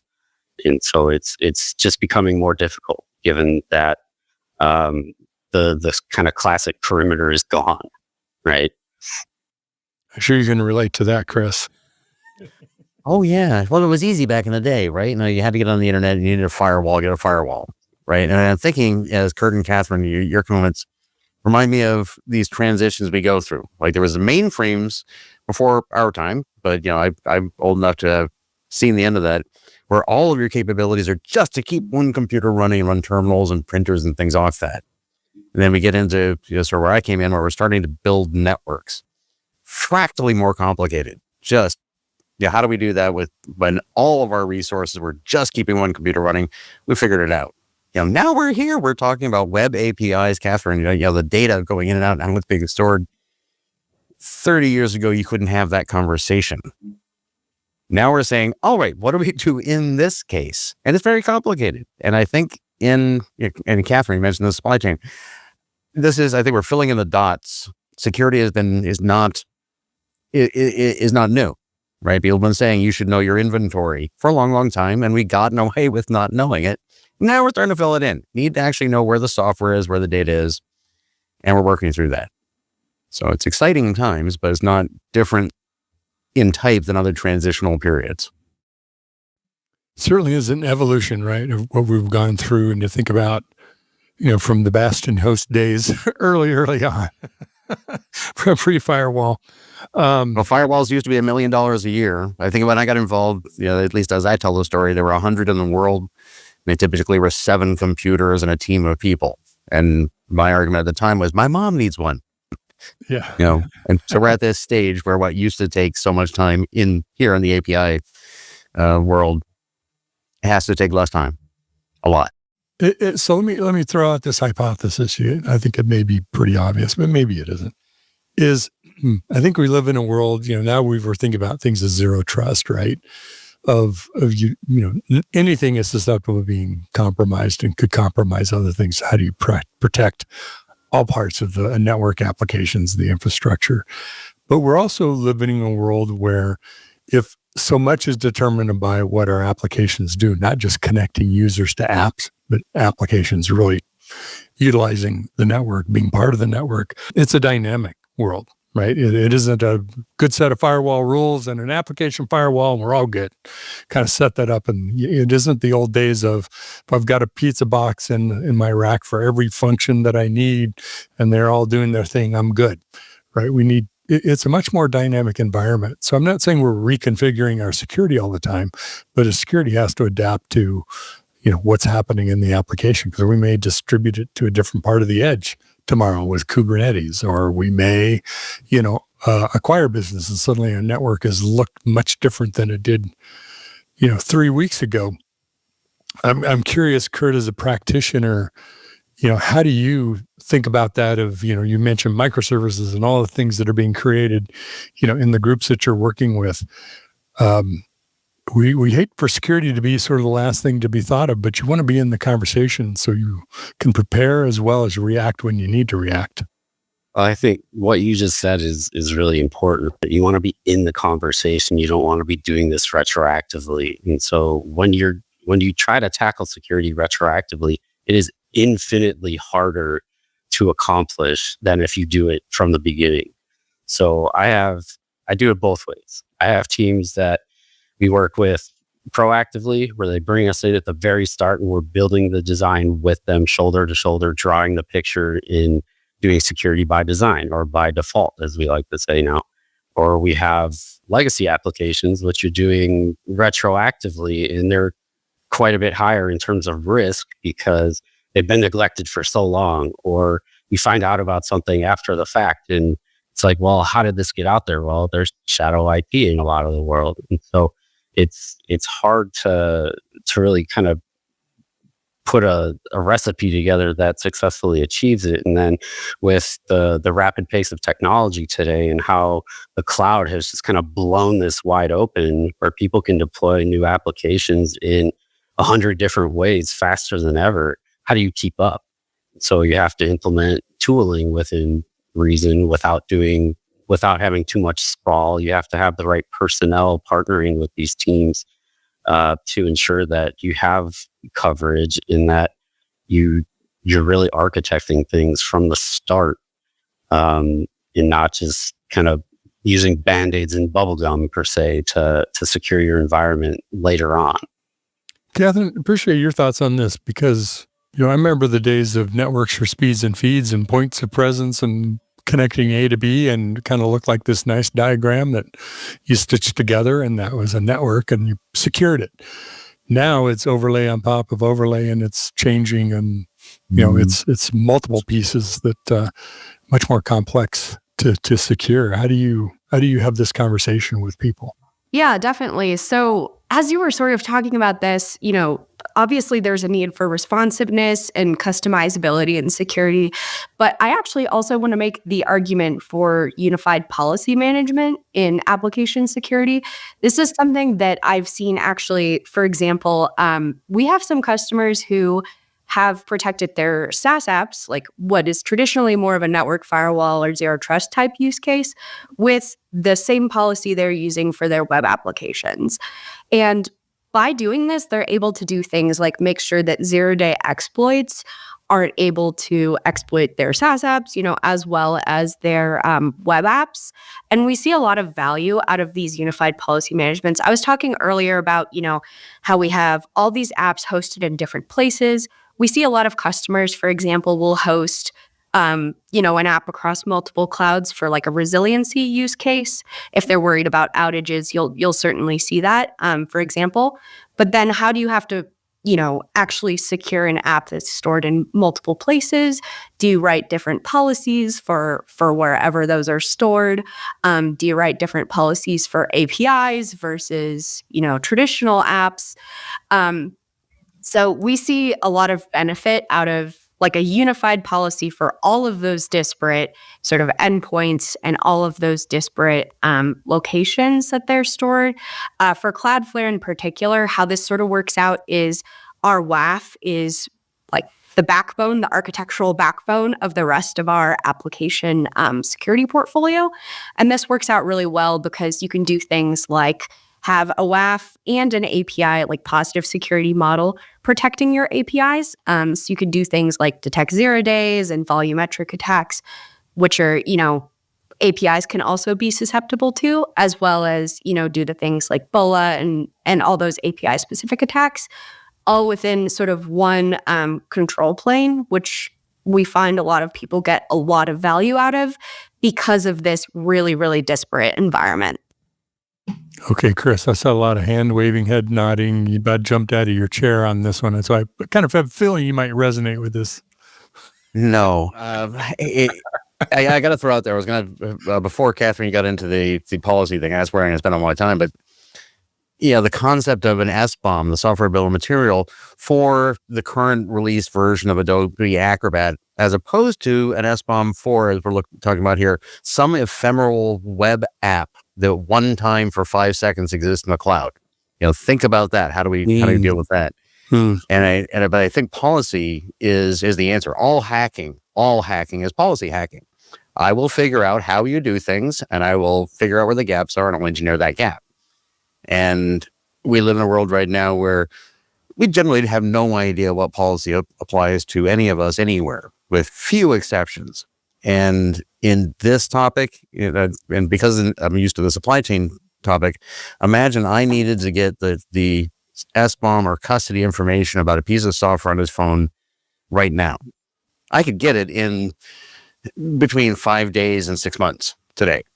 I need to get it in a half a second. That means I need to read the policies between me, the person who bought the phone, and the company I bought it from, and like their relationship, their contracts, their policies, upstream all the way. And we have to get that done in the next decade. So without unified and adaptable, transparent policy frameworks, none of this technology is going to make a difference. So I think we will do that, and there's interesting things going on down that path. It's kind of interesting in a way, just connecting dots between what you said, Catherine, and you were talking about, Chris. There's your own unified policy management, right, of what you're doing, so what you're applying where and how you're applying it. And then that's how that interconnects or interrelates with the people you connect with, work with, use their service, product, whatever that is too.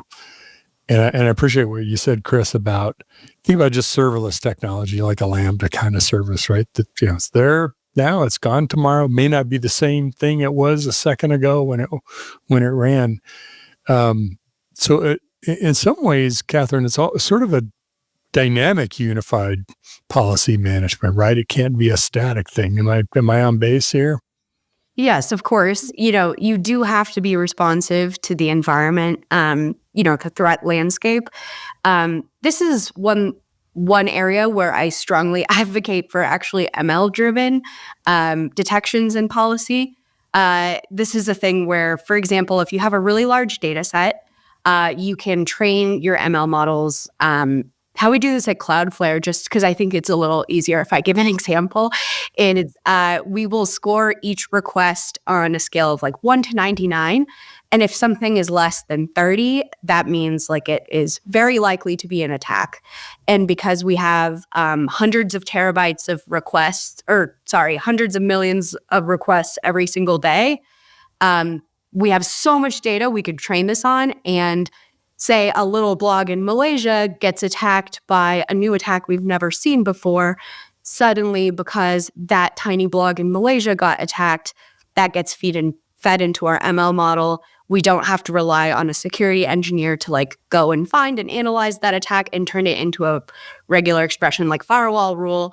The ML will basically just say, okay, like since it matches something like this, we will just automatically block it.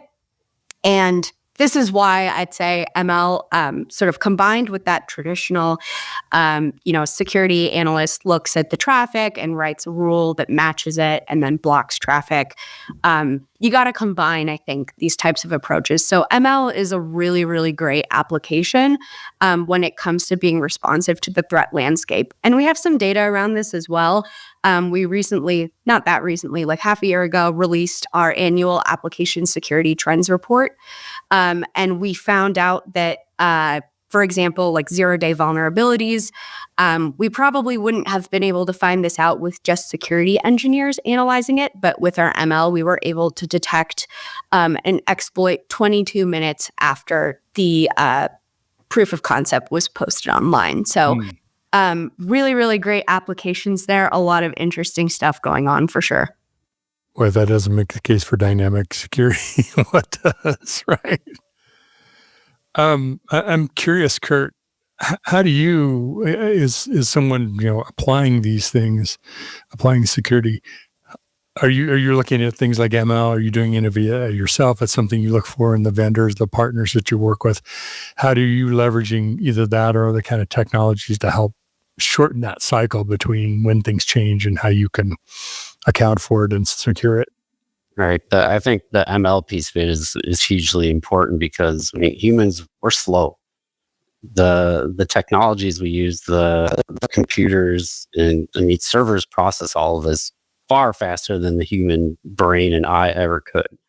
And so we need to augment ourselves with this technology. So anytime we're evaluating new solutions and bringing them in, like I'm currently in the process of implementing a big one right now that focuses on platformization and AI, ML. It's all part of it because humans with eyes on glass, like it's great to have those guys in the SOC, but they'll get overwhelmed very easily with the speed at which things happen today. And so we need to leverage technology, and machine learning enables us to do this faster than ever. And it's only getting better, right?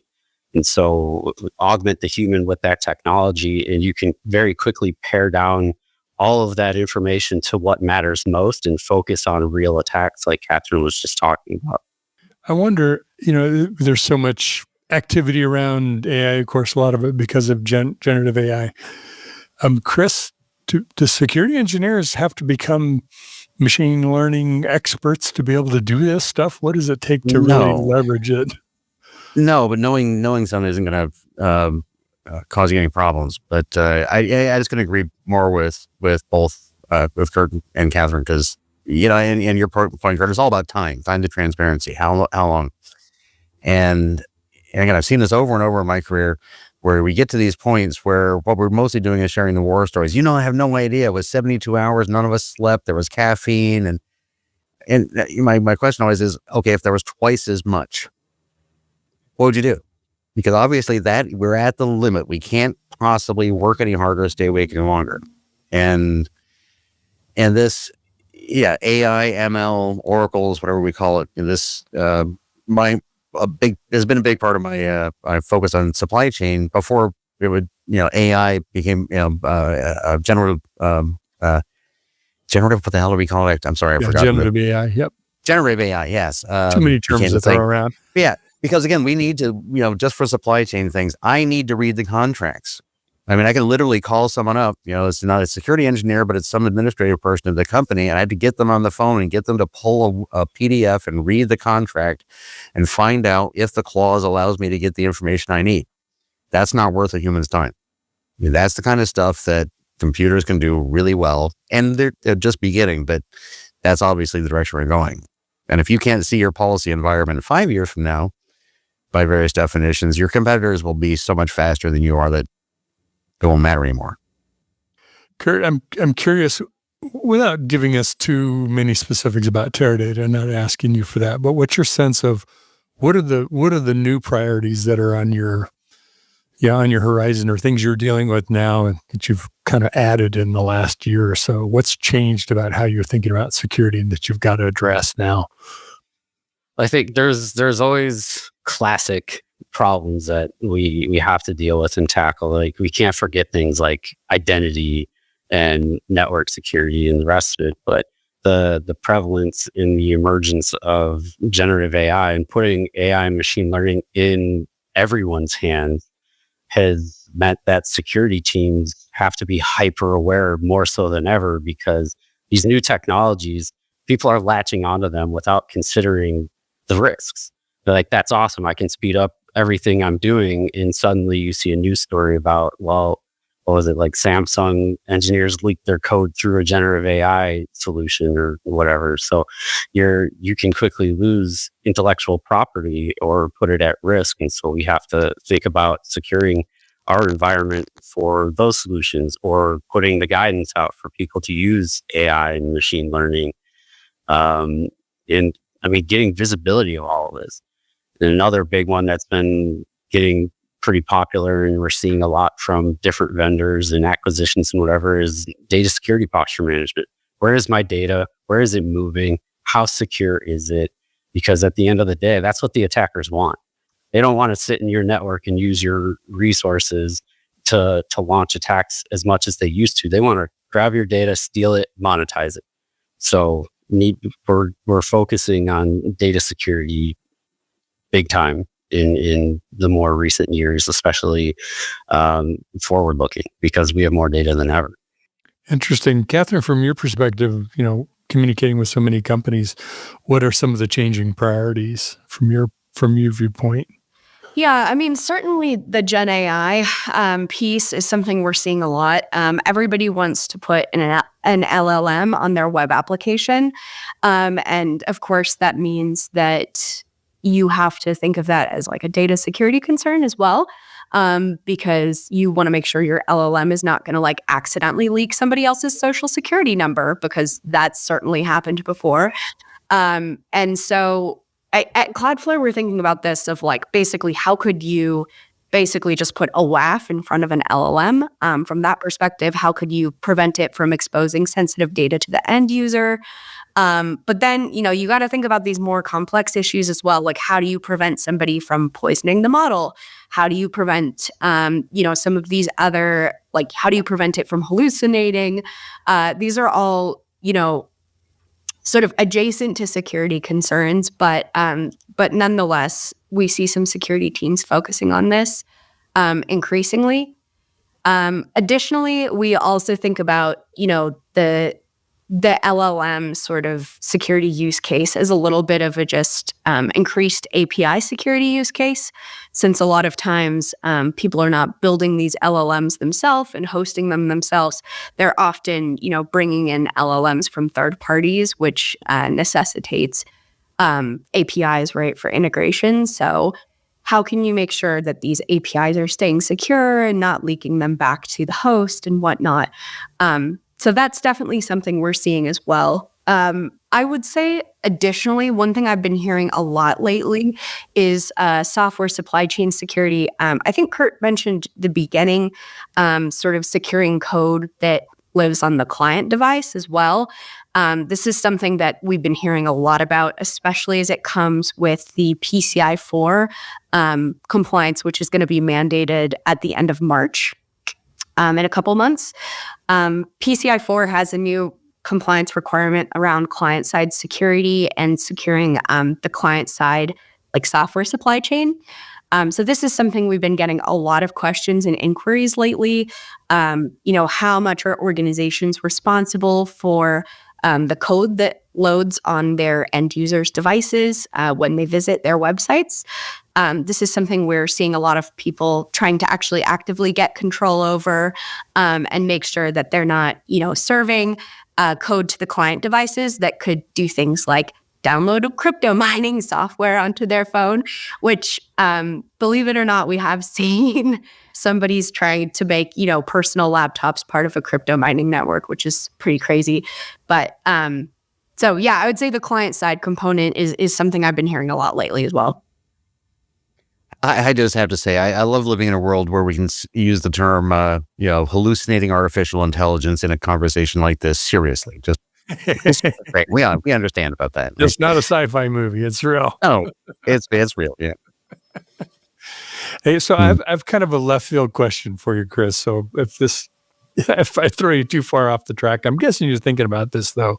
Is there an SBOM in our future for LLMs and SLMs and all of these things? Because in a way, this is a whole nother part of the software supply chain, right? We're handing off to something that's doing inferencing either on a chip on our handset or in the cloud, all of the above. How does that fit into, do we need to be thinking or at least wondering how we're going to solve this problem?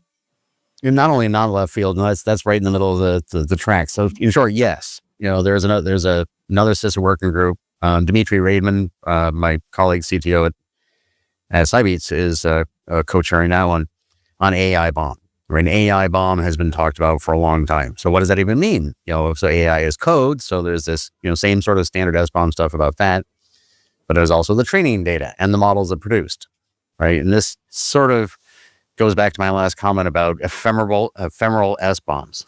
We start with the idea that I am a software provider, and every 16 years I release new code and I carve a new SBOM, on purest graphite. But we live in a world where code gets compiled and used all over the place. How do we even look forward and say that I can commit to a policy that says I will, if asked, provide the contents of this code without actually going out and printing or saving or producing quadrillions of SBOMs forever, in exabyte storage.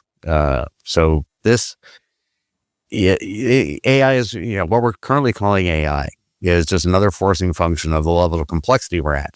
So we need to be able to provide the answers to live up to the policies that we've agreed to, which is, in the SBOM case, we're talking about a software inventory that I will be able to tell you what code that was running or what data set was used. And we have to get there. And it is reasonable progress down that path. It's a complicated one, but there's very similar patterns to how we'll do other things of similar complexity. Kurt, is that on your radar yet at all? Kind of thinking about security from a supply chain for LLMs and AI and ML algorithms and all that kind of stuff? No, I mean, it's certainly jumped up on the radar, especially since the whole SolarWinds thing happened. As Chris was talking, it got the wheels turning in my mind of, well, if we're going to be we're moving towards leveraging AI in the sense and dynamically generating SBOMs and things, is this another attack vector we potentially have to watch out for? Because how do you weaponize that and protect against it? Because, I mean, as we see, attackers evolve their tactics and techniques faster than ever. They're coming up with new creative ways that defeat the traditional approach in microseconds. And so how do you stay ahead of that curve now? And so I don't have the answer right now, but it's really interesting, as Chris talked, to start thinking about this new sort of problem that we're facing. And again, it all falls back to the rapid evolution of technology. Yeah, speaking of that evolution, just in the last week or so, Satya Nadella, head of Microsoft, was talking about the death of SaaS, meaning that's kind of the clickbait one-liner. What I think he was really talking about is evolving nature of software architecture that I would describe it as today's microservices or back-end code are tomorrow's AI agents, right? We'll see more and more parts of apps built through, with or through, or maybe completely with AI agents. And it reminds me of going into the cloud native era of, how do we secure microservices now that we're going to do that kind of thing? That's kind of that's the next edge that we have to work on and think about how there are different things we have to do for securing AI agents. How are they orchestrated? Is it Kubernetes or some other thing that's managing all those things? And given that we're putting AI agent building capabilities in everybody's hands, in many cases, it could make for interesting, I use that in a nice way, interesting environment to try to secure and manage. So in some ways, the future is bright, but it may be pretty intense at the same time.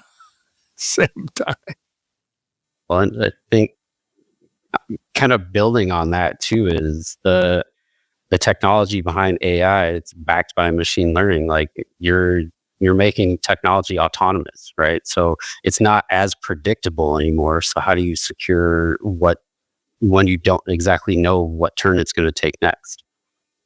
Non-deterministic, right? Well, I got to add a note of hope, though, because it's easy, to your point, Kurt, the short answer is yes. This is a new attack vector. Oh, yeah. But, throughout my career, I've been arguing this one. It's like, we'll probably keep the lights on. It's like, no, if we don't do this and that, then, we're on this, we're doing this call right now. We've managed to figure out everything else up to this point. And not only that, but I think that we've been mowing the lawn. I think, what we need to do, generally speaking, in cybersecurity has been known maybe forever, certainly 50 years. But we haven't gone around to doing the vast majority of it yet because we haven't had to. But as we do, and I will take a risk and put a lot of my faith in policy, in real policy transparency, in this decade, it gets harder to be an adversary. Because, these are the happy World War II fans out there, fans, but the U-boat wars, right? There was the happy days when you could just have a U-boat and sink shipping all day long. That's kind of most of the world, most of the history of the internet to date.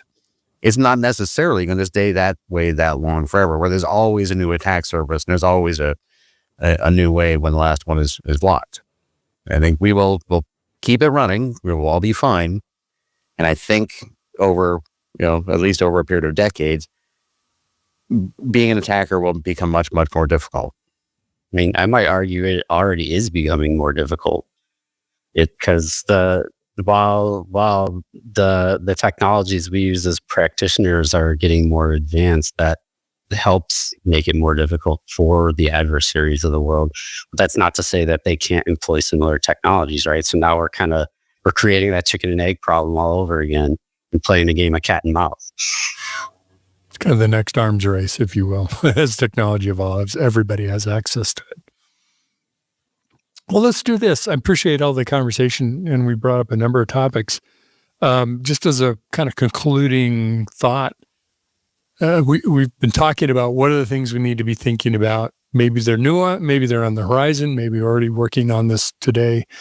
If you had to say there's one thing you'd really want to emphasize this, if you were somebody who's listening to this and maybe making a few notes, the thing that sort of stands out to you as something really important to be thinking about in the next, let's say, 6 to 12 months, if not today. Kurt, do you want to give us your thoughts? And then Kathleen, if you would, and Chris, you can wrap it up for us. Sorry, did I say Kathleen? I mean Catherine. Excuse me, Kathleen. I work with a Kathleen. Sorry if I've been doing that. Oh, good. Okay. Yeah. I go ahead, Kurt. I mean, we want to avoid that situation where everything is a priority, so nothing's a priority, right? I think throughout this conversation, we've highlighted the importance of SBOMs. We've highlighted the importance of application security and how it's becoming more important than ever because our application code is literally going everywhere. And that's kind of the gateway for a lot of the attacks we're seeing in the world today. And so I think the emphasis is on application security, but it's also to say, let's not forget the rest of it, because all of the other parts of cybersecurity are hugely important. And we still need that visibility. We still need the coverage, and we need to be thinking about ease of use as well and avoiding the sprawl. So I know these aren't necessarily specific cybersecurity things, but they help you simplify your approach and focus on what matters. And that changes everywhere you go. Every enterprise or company has different priorities. And so I think focusing on those things help enable us to focus on what matters for where we're at currently. Good. Catherine. Yeah. So, I mean, like Kurt said, we want to make sure that we're not making everything equal priority. So I think when it comes to application security, which is, of course, my area, what I would say is most important in this space is visibility. The attack surface is getting more complex. Applications are getting more complex. Where they're hosted is getting more complex. So how do we actually have visibility into our entire application attack surface? How do we have visibility into the APIs developers are creating so we can actually secure them? How do we have visibility into the software they're adding to these apps? That, I would say, is probably the most important thing for application security and also one of the most challenging things. Excellent. Chris. Kurt and Catherine both went exactly where I was going, so I'll just build on that. Do things that save you time to transparency. If you don't panic, nothing's on fire, and when things are on fire, panic less. Right? Just take your time and getting visibility. Look at how long it takes you to figure out. And anytime you find a way, in this topic we're talking about here, to spend less time to figure things out, you have all that time back to do things. And it's easy to just, particularly in transitional periods, to just do more and more and more of what you've been doing. But understanding the environment you're in so you can apply your resources appropriately is everything. And there are lots of ways to do that these days. There's a lot of rush and panic, and there are a lot of, I will say it, AI and things like that out there who will actually make your life easier, give you some of your time back. Mm-hmm. And you'll feel better knowing what's going on and make better plans, have better strategy. To that point exactly, Chris, and Catherine mentioned it around ML. Some of the things that I'm really excited about AI is actually just the understandability of what's happening. Kurt mentioned about as things ramped up, or you did if the tax doubled, right? How would we handle that if we're already maxed out?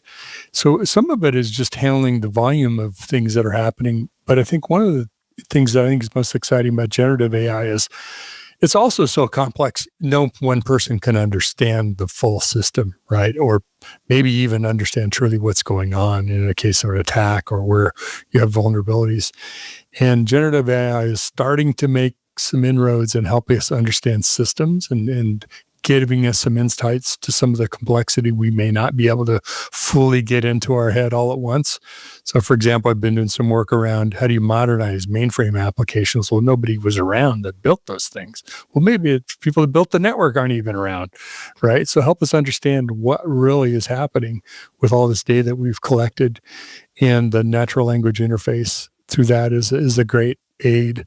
And I think it's just a real practical thing that we can start to begin to use today. So don't think of AI as just as the next, it's going to replace all of our software and it's all going to be different. And what do we do? There's things today that it's already helping us with. So, there's some real things too, not just what's on the horizon. Well, thanks to all of you. It's been great, Catherine.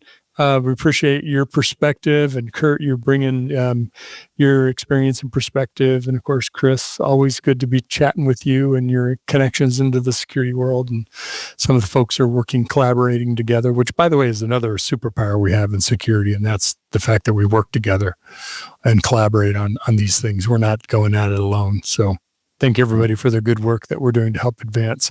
We hope this has been a helpful conversation for you in thinking about the last great cloud transformation, what we're doing differently, and thinking about as we move forward. So as we've got our heads down, getting stuff done, getting our priorities done, getting our plans in place and executing for 2025, but also kind of thinking a little bit about what's next and what we might be considering and learning from others that are working in our space. So thanks to all of you. Thanks for everybody for joining us today. And thank you to the Cloud4 team for sponsoring our show today. And we look forward to joining us either on another recording or be sure and check the calendar for one of our live events where folks can ask questions and engage with us in a similar kind of conversation. We have many of those coming up.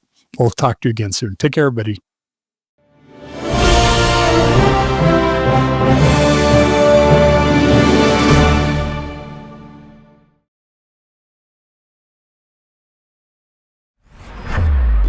This is Techstrong TV.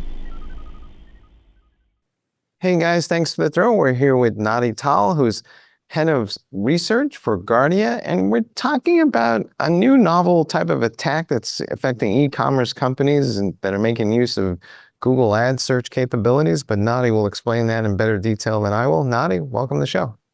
Hey, thank you. Nice to be here. So walk us through this attack vector a little bit, because it seems like it's a little something new and different. And of course, the bad guys are always changing their tactics and techniques, but what's going on here? Well, it's a huge story, mainly focusing on sponsored results on Google, but not only. So let's start with a simple example. You search for an application you want to install, something that you're used to. Let's say Slack, or something else, a Notion, and so on. And you're used to search on Google and click on the first result as always. And sometimes it's a sponsored result, sometimes it's the real SEO style result. But you're kind of used to that, and you also want to imagine that the results from Google are legit.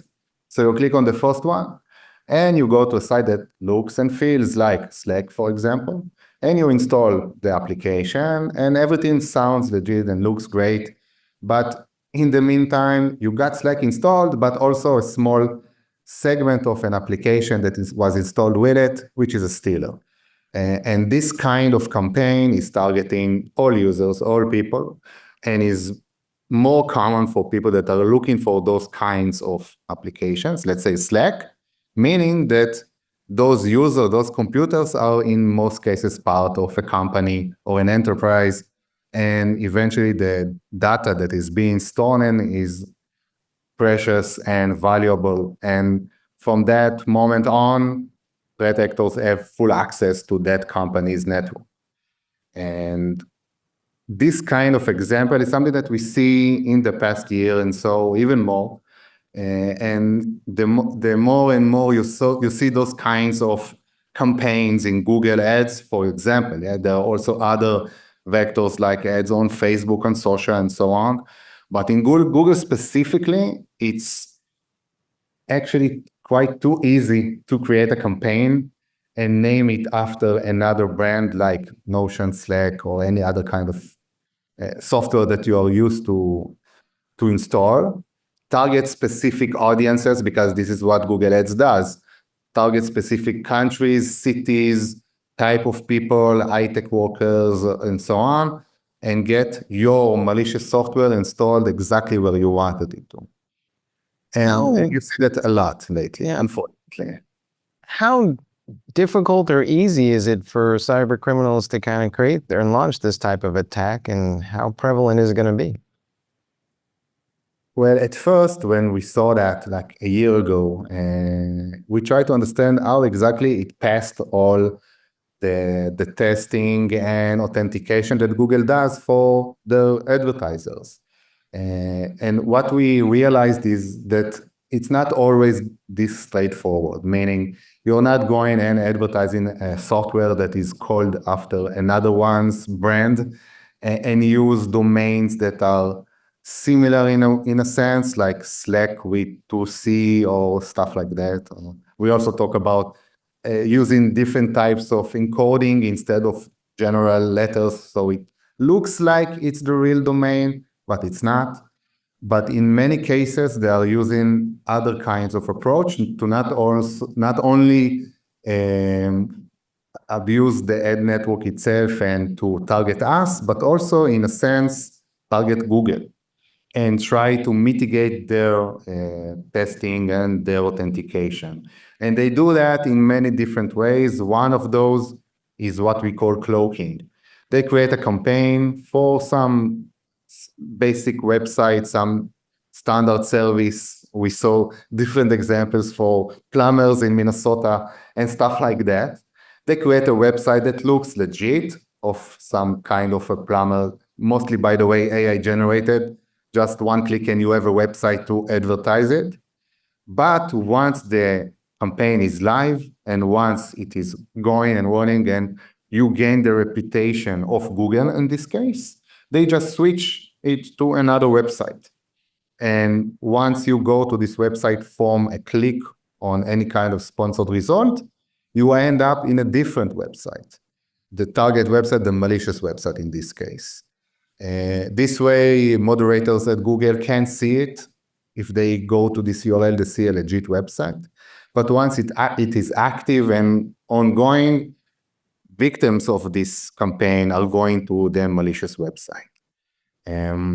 So this is one way to do that. But there are others as well. One example we saw in the last few days was for another service called Triple Whale. And when you search, even today, by the way, you search for Triple Whale on Google, you get the first result, sponsored result for this site, and then another one sponsored for the same website, same service. The first one looks exactly like the second one, but the advertiser is different. One is actually the company behind Triple Whale, and the first one is a different company, something, I don't remember exactly the name, from a Chinese or Taiwanian company that does that for other brands as well. And when you click on that link, you go to a URL that looks like triplewhale.com, but the T is a bit, if you look closely, it's a bit different. It's a T from another language, another encoding that looks exactly like the original T with like a small line on top of that. And this is a different domain, different website. And it goes to a different target in the end, not the actual Triple Whale. And for some reason, it's first in the results in Google. And the reason for that is because it's a market. Advertising is a market. You place more money for this ad placement, you will be first. If you buy this keyword, Triple Whale, for less money, you will be second or not even there at all. And here comes also the way that Google does this business. After all, ad networks like Google in this case, it's like their main business. It's more than 50% of their annual revenue, if not even more, I think. And they are obligated for their advertisers, their users, their customers. And it's not easy for them to just take down this kind of advertising. Because again, they have legit advertisers that do this business and the entire ecosystem is based on this. And it's a bit problematic for them to check each and every advertiser and also make sure that there are no such abuses of their network. I'm not saying that they are not obligated to do that or have the responsibility to do that, but I can realize why it's hard for them to do that as well. So who's responsible for mitigating all this? Is it the e-commerce companies that got to go look for all this stuff, or is it Google, or is there some sort of like shared responsibility model we need to navigate? Yeah, and this is exactly what also the threat actors are abusing as well. Who is responsible? And because the chain is so long, and you have Google and the advertisers and the companies themselves and other ad companies and creative companies that in the middle of this chain. So who is responsible at the end to all this malicious advertising, not only in Google as well? And this is one, I don't know, like the main reason why it's so easy. So it's quite easy today to use advertising to propagate malicious content because this ecosystem is so complicated. And in the world where you wanted everything will be safe and everything will be great, you could say that, okay, Google, you cannot do that. You can't give a permission for someone with malicious intents to advertise something like that on the top list of your search results. After all, you have the reputation of Google of being the gateway for the internet. People are used to just click on something or look for something and click on the first one they get in the search results. You can't break this reputation. It's your obligation to do that. So this is Google. But again, there are different elements that can also harm them in doing so. In this case, they will harm their main revenue vector. And on the second step of that, those are the users that actually use Google and want to give them the reputation they deserve in this case and use the internet freely without worrying about every click they do. So you have Google or any other gateway or ad network that have the responsibility to fix that or be more in focus for those kinds of attempts, because they're all over the place. It's easy for me just to create one simple search and I found at least 3 false advertisers on the Google network. So I guess it's easier for them to do that as well. And there are also the companies that advertise themselves, let's say Triple Whale in this case. They need to realize they need also to check out their posture is on the internet relates to those kinds of false advertising. Not only using their brand name in a phishing page, but also in search results, something that I'm not sure everybody is looking for as well.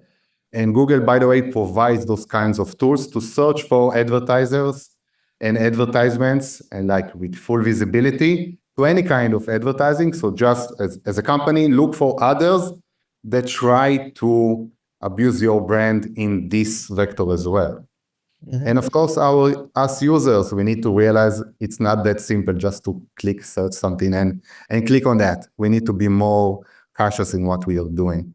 It almost seems like this is a variation of an attack where, they're basically changing the name of their company by one letter so you don't realize that you're clicking on something. And this kind of feels like the next iteration of those types of attacks. So are we going to see a lot more of these types of things?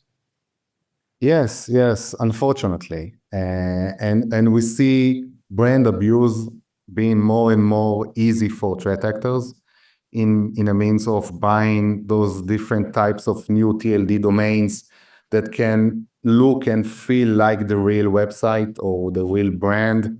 We can see more and more vectors for propagation, like social media and Google search and Google AdWords and you start to realize that everywhere where you get content in today's internet is a place where threat actors will try to find the content you're looking for first and be there first. Be the first one in the search result, be the first one in your social feed, because this is where you are looking for content and they want you to reach them. So will we get to a point where people just won't click on anything because they won't trust it? And, the whole system is based on that trust factor. So is this kind of just, the beginning of something where people might decide that, well, I'm just not going to pay any attention to any advertising at all because it might be more trouble than it's worth? Yes and no. And of course, I don't want it to be yes, because if we break this model of advertising, we won't have internet. We won't have all this, the good stuff we have on the internet, because eventually this entire ecosystem is based on advertising and we get free products because we are the product.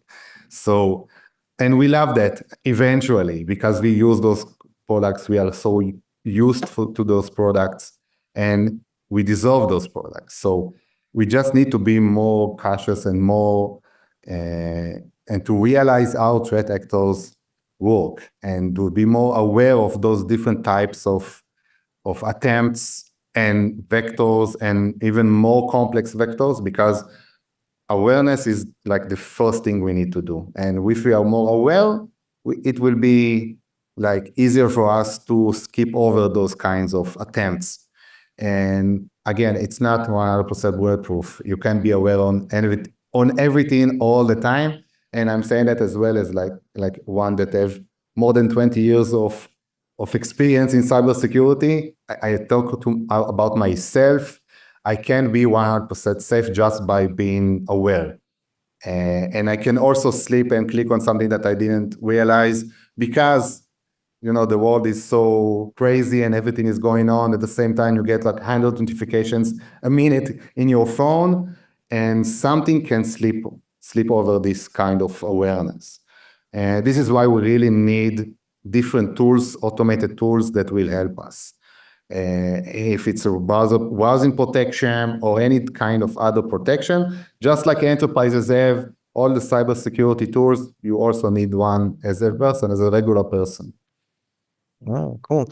Hey, folks, you heard it here. The bad guys, they're just getting cleverer all the time, and they're really getting into the content. It's not just kind of the old style attacks that you may have seen in the past. And if you're an e-commerce vendor, you got to protect your brand because, well, Google will help, but they can't do everything themselves. Hey, Nadi, thanks for being on the show. Thank you. Thank you. All right. And back to you guys in the studio.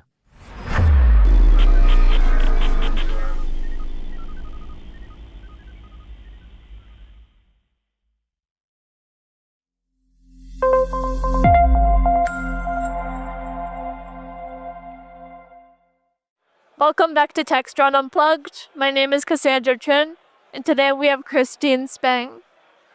Hey, Cassandra, it's nice to meet you. Can you introduce yourself? Sure. So my name is Christine Spang. I am the founder and CTO of a company called Nihilus. I've been working in tech startups really been building this company for 11 years at this point, which is a long time. I actually graduated from college in 2010, so I've been sort of building my career for about 15 years at this point. And I was born in Canada, but I grew up in the United States of America, in the state of New York, sort of in the suburbs. That's who I am. So what inspired you to get into technology? Yeah, so, growing up, like, my family sort of, I feel like I came from a family of engineers. Though, a lot of time growing up, I did normal kid stuff. I was just, like, playing outside, climbing trees. My grandma and grandpa had sort of like a farm out in the countryside, and I have a lot of really happy memories. I used to go there in the summer. And one thing, so this was sort of like where my grandparents retired to. My grandpa was a chemical engineer, but he sort of had this like, he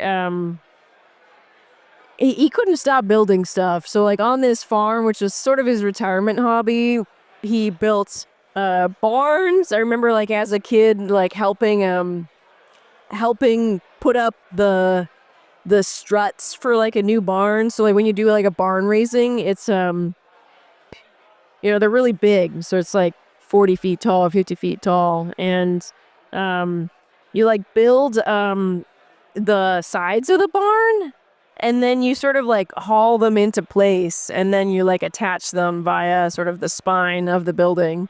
And so I remember helping with this, like they would let me sort of climb up and like hammer in nails and stuff like that. And so I feel like I sort of had this culture of building things that was just like a part of my family, and doing like crazy experiments too. Like my uncle, who is a software engineer, I remember this one time where we decided to see if we could build like the biggest possible kite that would still fly.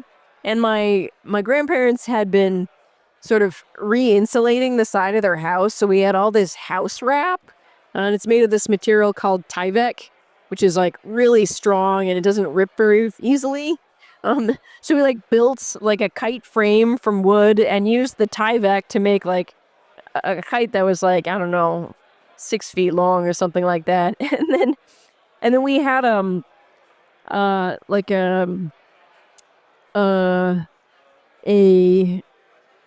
they had baling twine, like sort of twine that comes in these big rolls that you'd use for all sorts of things on farm, but specifically for like making hay bales. So we had like a big roll of that, and that's what we used as the kite string. And so like we like got the kite flying in the hayfield, and we were like sort of letting out this the baling twine, and it got like way up high, and we were flying the kite and it was working. And then eventually like some sort of draft came, and we were like pulling in the string and trying to keep the kite up, but the kite crashed like, I don't know, it must have been like a kilometer away or something like that. And it crashed over the hydroelectrical wires. And I remember my uncle saying like, you know, we were like going through sort of the bushes to go and find the kite, but he's like, don't touch the string, because if it's wet at all and it's like over the electrical wires, it can conduct electricity, and like those, you know, hydro wires are super high voltage, and so could have been like a really dangerous thing with the wire being, or the kite being down over the electrical wires. So those are just like some examples of like things that were like kind of normal in my childhood. And so I really felt like I wanted to build things. I wanted to be an engineer. And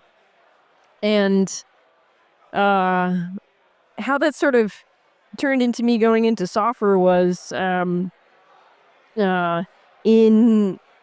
have been in high school. I started getting into computer games with my brother, and you know, we didn't really have any money, so we were like downloading all these like old games from the internet and like playing them on my computer. And eventually I started exploring these things called multi-user domains, which is like if you played like Dungeons and Dragons, or like sort of like RPG style games. It's like text-based RPGs that are played online, and then like people will go and sort of like build a world and sort of construct the rules for the world too, and then people log in from all over and sort of make a character and play within that world.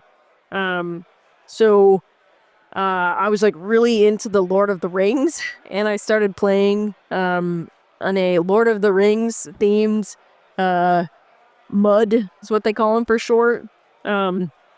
And I got so into this game that I actually started helping build it. So they had folks, and, you know, it was all volunteer created. It was just like people in their spare time. And so first I started out by sort of using the in-game tools to like build parts of the world and sort of run storyline plots. But eventually I was like really curious. There was like this one guy who was part of the people that, no, there was two guys actually that were part of the people that ran this game who could write code. And to me, it was like they had like magic powers because they could like change the rules and create new game mechanics and sort of alter things in a way that was much less prefabricated. And like any sort of idea that you thought up, like it had to go through the people who could code in order to make that into a reality. So I started being interested in learning to program, and started learning to code when I was in high school. And pretty much from then on, I was like, I want to be a software engineer. I want to build things from software, because it seemed like that was like the people that had the magic powers. And it really sort of narrowed my focus in terms of like taking my interest in building and math and science and turning that into what I wanted to do for a career. I think gaming's a fun way to like get into coding. Yeah, it's pretty common. I actually have a cousin who went from a just like love of like playing games to like he started studying like game design and learned to program through that. And then, you know, I think he has a job that's completely unrelated to gaming at this point, but I think games really show the magic and the power, and they're really engaging, and sort of draws people into the world of what you can do with computers. That is one of the ways I got into computers. Oh yeah? Gaming, like Minecraft. Okay, through Minecraft. Yeah. Any other games or just Minecraft? I think it's mainly Minecraft because it's written in Java. Okay. There's plugins so you can kind of hack it. Yeah, and Right, in Minecraft, it has, like, all these sort of in-world tools where you can, like, kind of build stuff in the game, right? Yeah. Mhm. I've heard a lot of good things about that, like, people like to sorry, I'm, like, identifying myself as old, but, like, I have friends who have kids who play Minecraft, and they think it's great. I love It's like a creative platform. Mhm. Yeah, it's not just a game. It's, like, really, a cool thing where you can, like, build stuff and, um, get engaged beyond sort of, like, going through a preformed storyline. Like, for me, that was, like, something that was really important. I didn't wanna have to, like, follow this one specific path. I wanted to explore. And so I went from, like, playing games that had more of a defined path, almost like being an interactive movie, to, like, things that were more free form and that allowed you to, like, choose the direction that you wanted to go and explore.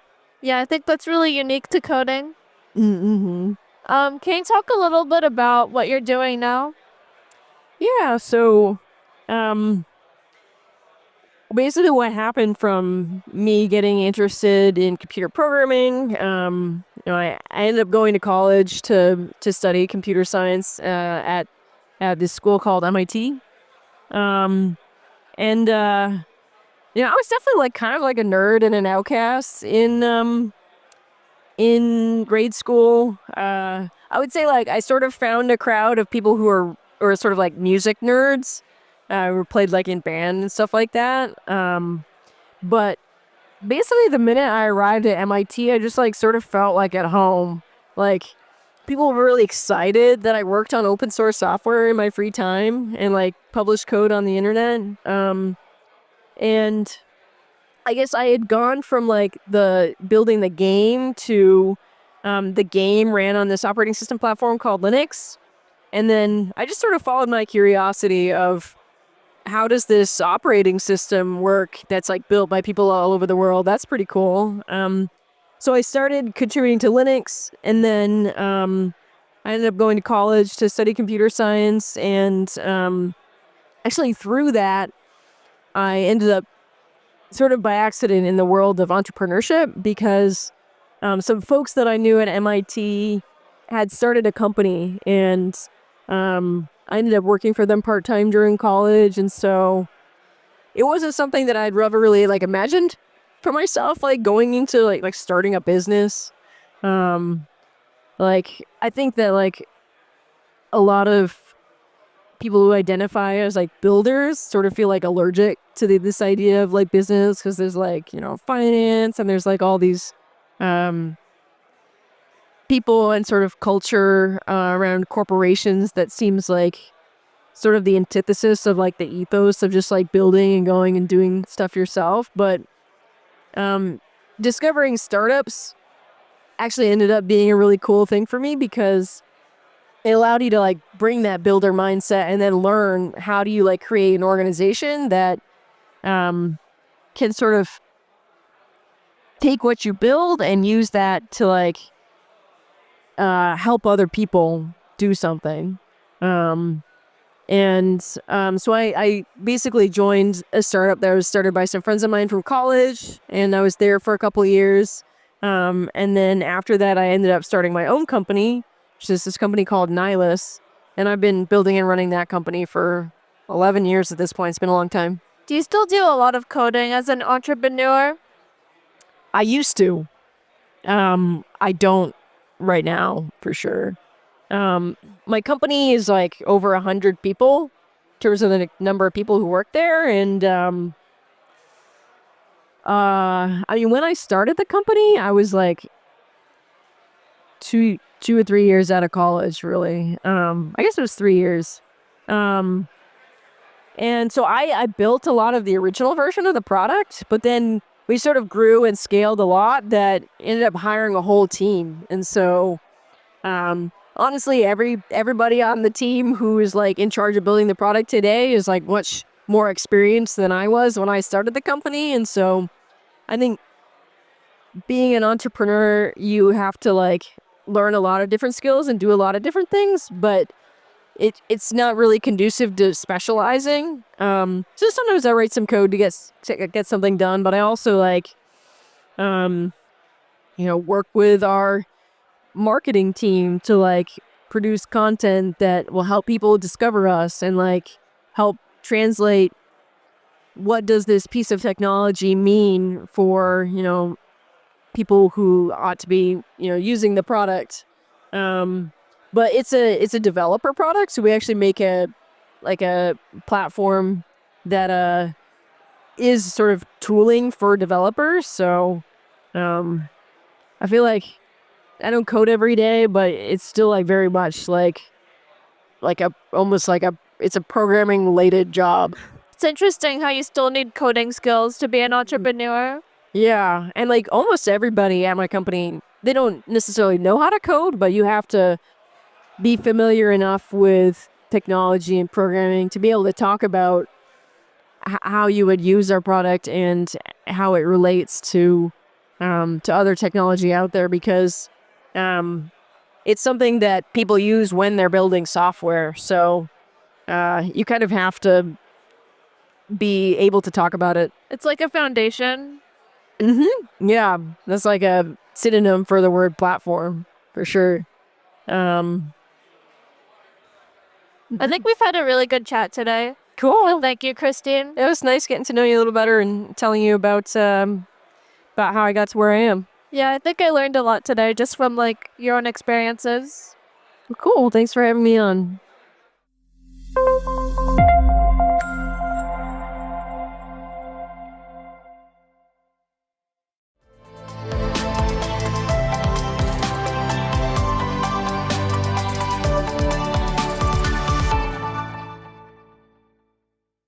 Hi, I'm Vania Konajeski, and I'm here to talk about observability. I really love to talk about this topic because I started my career working with observability. And one thing that we will discuss today is the observability integrated with the culture. Let's start. So, our agenda will be 4 topics I added in the slide, and let's start to talk about the revolution of the observability. As engineer, I will start with the definition. What is observability? It's very important we understand that in the engineering world, we have the definition. The observability term starts in the engineering field. But today, the market see the observability not only as a technical definition, the market see observability as a full picture, okay? And I added here why DevOps rely on observability. So, I think everybody here is technical, and we know the importance to be proactive and find errors, detect the things before outage happens. So, this is very important in our business, not only technical aspects. Let's talk about business. We are technicals, but if our system stop, what happened? Our business stop. So, if I have a good observability in place, and I will talk about the 2 and the third.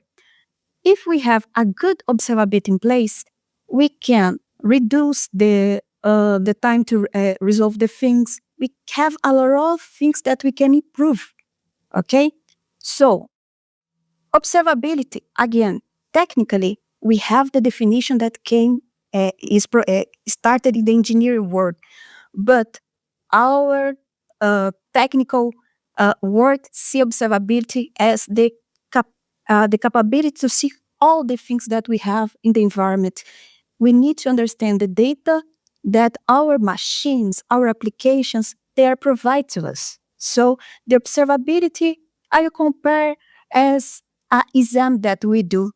So we can see everything that exists in our body. For example, if we do exam, the doctor will request, and okay, we have the full panorama. Imagine that we are doctors of our applications, our environment, our systems. So, but let's continue.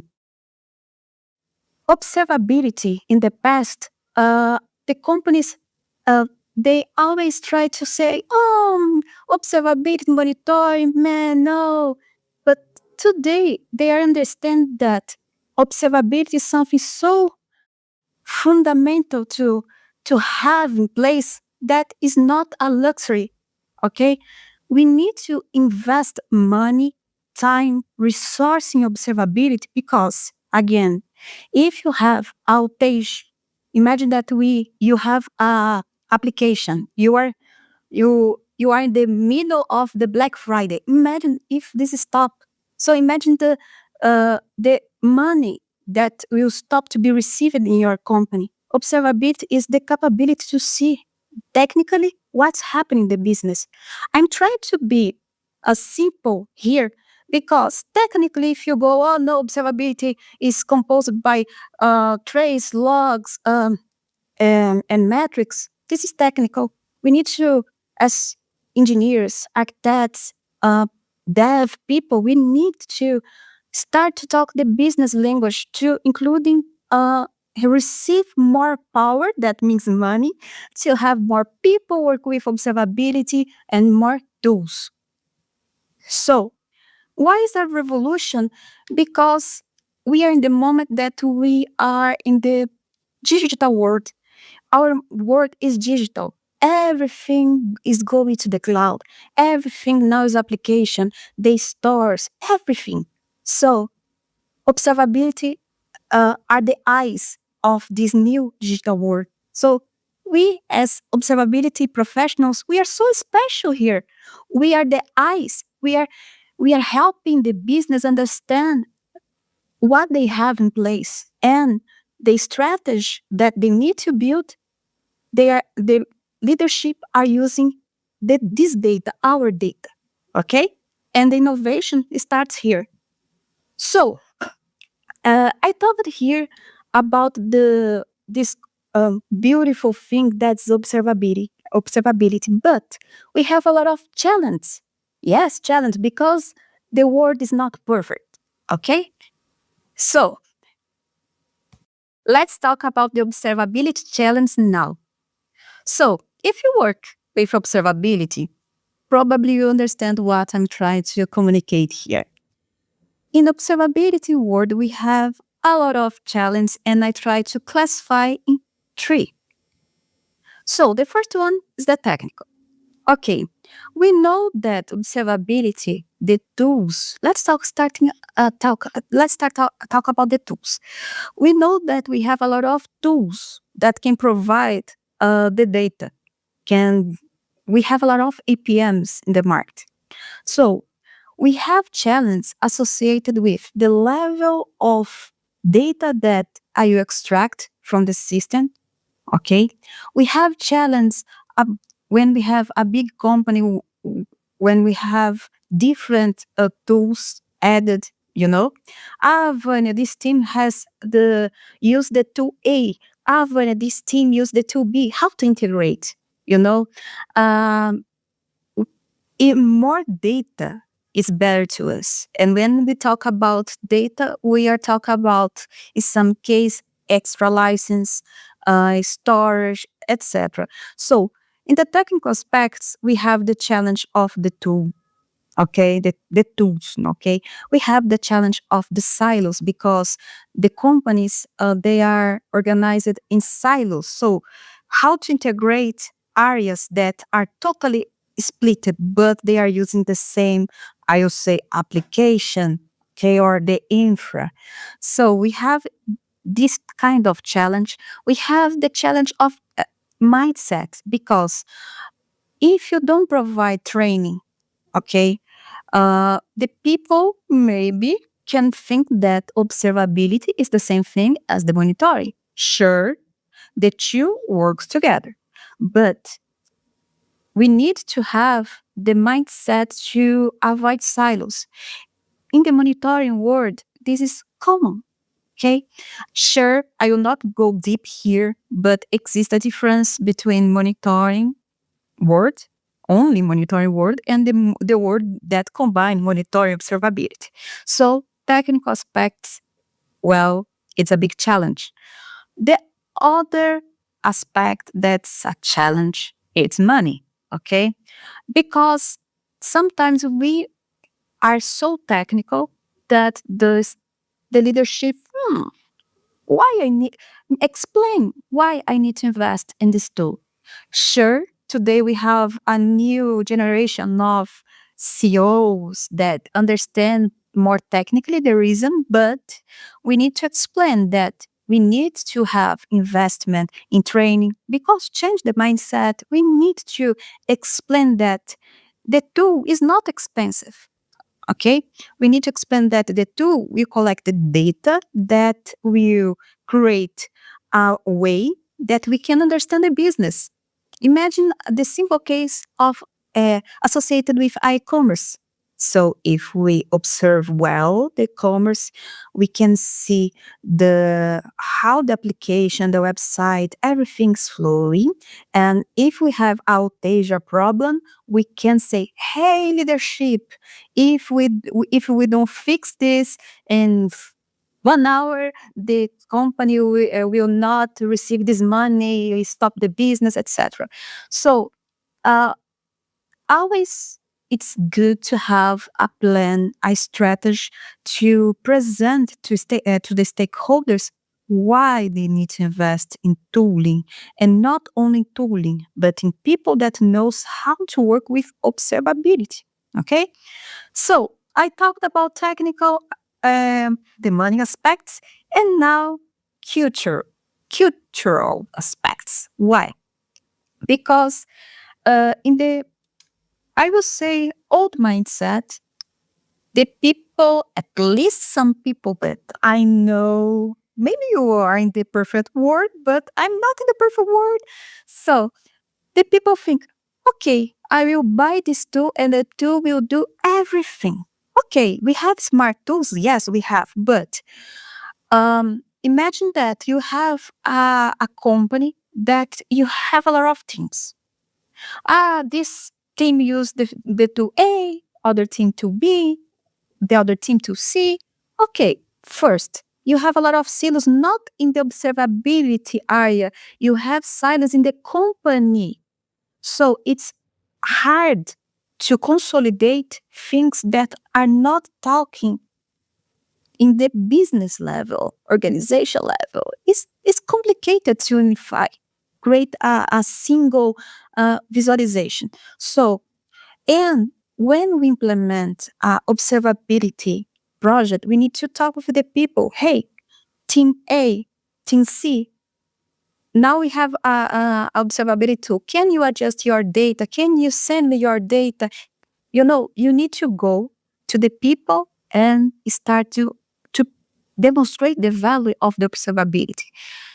Again, sometimes we need to go there and talk, hey, it's not the monitoring, and explain. Okay, we'll see the full picture, and create sometimes the bridge the connection between the two teams isolated. So again, if the culture of the company is in silos, sorry what you say here, you can have the best tool in place. It's very hard. You create some KPIs that you provide good results to the business. One thing is the technical aspect that, yes, we need to have the amazing observability tool doing the monitoring of the applications and the entire full cycle, etc. But if we want to have a good money in our area, we need to create the culture, help to create the culture. Okay, so I added here the observability challenge in my based on my experience, because sometimes we have companies with the best team with amazing tools. Okay, but when we start to configure the amazing features in the amazing tool, okay, you don't have money to pay the tool. Okay, the technical team goes there, implement amazing thing, etc. But the areas are not integrated enough to receive in a good way what the observability tool our team is designing. Okay, why you need my data? So these three things need to work together. Okay. Now, I would like to talk here about the observability in the product world. So, always we think about observability in traditional aspects. Okay, if I'm a dev guy, I use the good observability tools to monitor my CI/CD, blah blah blah. So the Kubernetes, etc. But uh, I'm bringing here a different perspective for some guys. I know that we'll have a lot of webinars that will go in a deep level technically, but this is something, the observability products that's happening in the marketing, that is interesting. So the first thing, what means products? Okay, I try to explain here in simple words. Okay, but is operational excellence of the products. Okay, they want to have a way or output that everything that is associated with a product is good, is consistent, etc. So observability in the scenario. What I'm seeing, observability is now the heart of products. Vanya, you are telling this because you work with products. No. I'm telling this because the behavior of the good products leaders, the engineers that works with products, they are seeing that observability is how can I say, is that the light that will guide them in a tunnel. So I'm adding here some images from the products YouTube channel. Okay, you can find the entire reference in the produtoreativo.com.br. It's Brazilian site, but it's the Products University. That the people that works with this products area, what they are talking. Observability. We have a lot of disciplines when we talk about products, but the observability start to be so important that they are adding in the beginning of a planning when they start a project. Okay, why they are doing this? Because everything now is associated with journeys. And the observability will provide the data and the insights that the team that are defining, create the product, think about everything needs. So here it's a phrase that I added. Observability gives products the data and insights required to align the customer experience with the operational goals, driving both performance and innovation. Think in this way. You have a product and you need to start to observe what you're creating. Imagine a new product. No makes sense you create the observability definitions, what you observe after the end of your entire product definition. So observability needs to start in the beginning of the project. Okay, I return this slide, and this is based on the experience of the professionals that are working in this world. And as an observability person, I totally agree. How many times you think, oh my God, they create everything, but nobody added an observability tool to know what's happening. And after that, when you transfer the application or to another area that's responsible for to how can I say, keep the environment safe, you have problems. So align observability since the beginning. Okay. In here, I start to talk about the journeys, and that's the point. In observability in the products world, sure, Ivan, but this framework, this products model, is new for me. Okay, it's new, but you go to Produto Reativo, you can see the pictures, what the market is doing, okay, and have a different view. Okay, but rather bring here the topic observability. Observability is so important that in some companies they are working as a bubble, not a bubble, but a team to provide answers to the product delivery team, to the product operation team, to keep the continuous discovery. Because think, you have a product, you deliver it. Okay, how you can innovate your product if you are not observing well the things, if you don't define the KPIs that can help you in, to innovate? Because in the end, we are talking about innovation. Okay, I'm not reading the slides. You have my slides. Okay, and this slide is basically what I said. Observability became more and more important in the products area.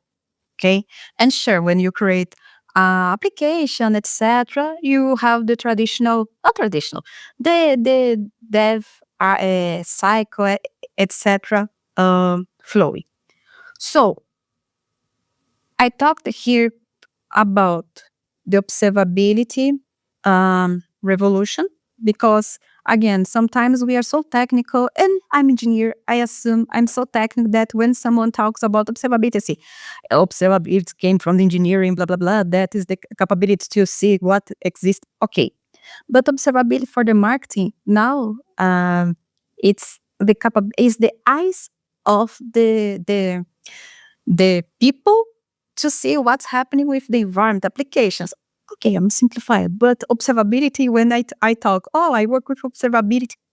You've run it, so you know what's happening in this environment. You know what's happening in this application. Yes, and because I know sometimes, okay, but I think your application sometimes needs to receive some investment. Why I start to talk about this? Because I know the data, and more we are in this technical world, we understand that, you need to buy, innovate, okay, maybe this is a legacy, okay, this is another conversation. I talked about the challenge, and I talked about the observability in the products world. So let's talk about the part that sometimes the technical people forget. That's the strategic think from the technical to the business. Okay, again, if your boss, imagine that your boss don't know nothing about observability, ask, I don't know, now your name is John. John, why I need observability in my business? Okay, John, you have data that you can transform in decisions. Because if you go and explain, no, observability will provide metrics, logs, etc. No. John will, your boss, John, will say, no. But if we use our expertise and we request help from our colleagues in the company and create a good dashboard, we can say that we are supporting the business. And this, I'm talking here ways to do this, but in the end, it's a culture that needs to be built in a company to have this collaboration between the areas. Again, a good observability tool, IPM, that is blah, blah, blah, blah, blah, leader, blah, blah, blah in the Gartner. They have a lot of features, are open source or an internal dev that was created by the guru in your company. Okay, but if we don't have this approach to talk with the boss, okay, the stakeholder, well, sometimes it's complicated to have the investments. And again, when we talk about money, okay, I'm technical, but I like to talk about money. We need to talk about operational cost reduction. Okay, we know that good observability tools will help us to detect the problems. We know technically. You can test, do a POC, POV if you don't have an observability tool, okay? Will help. If we have good observability tools configured by good people, you have resource optimization.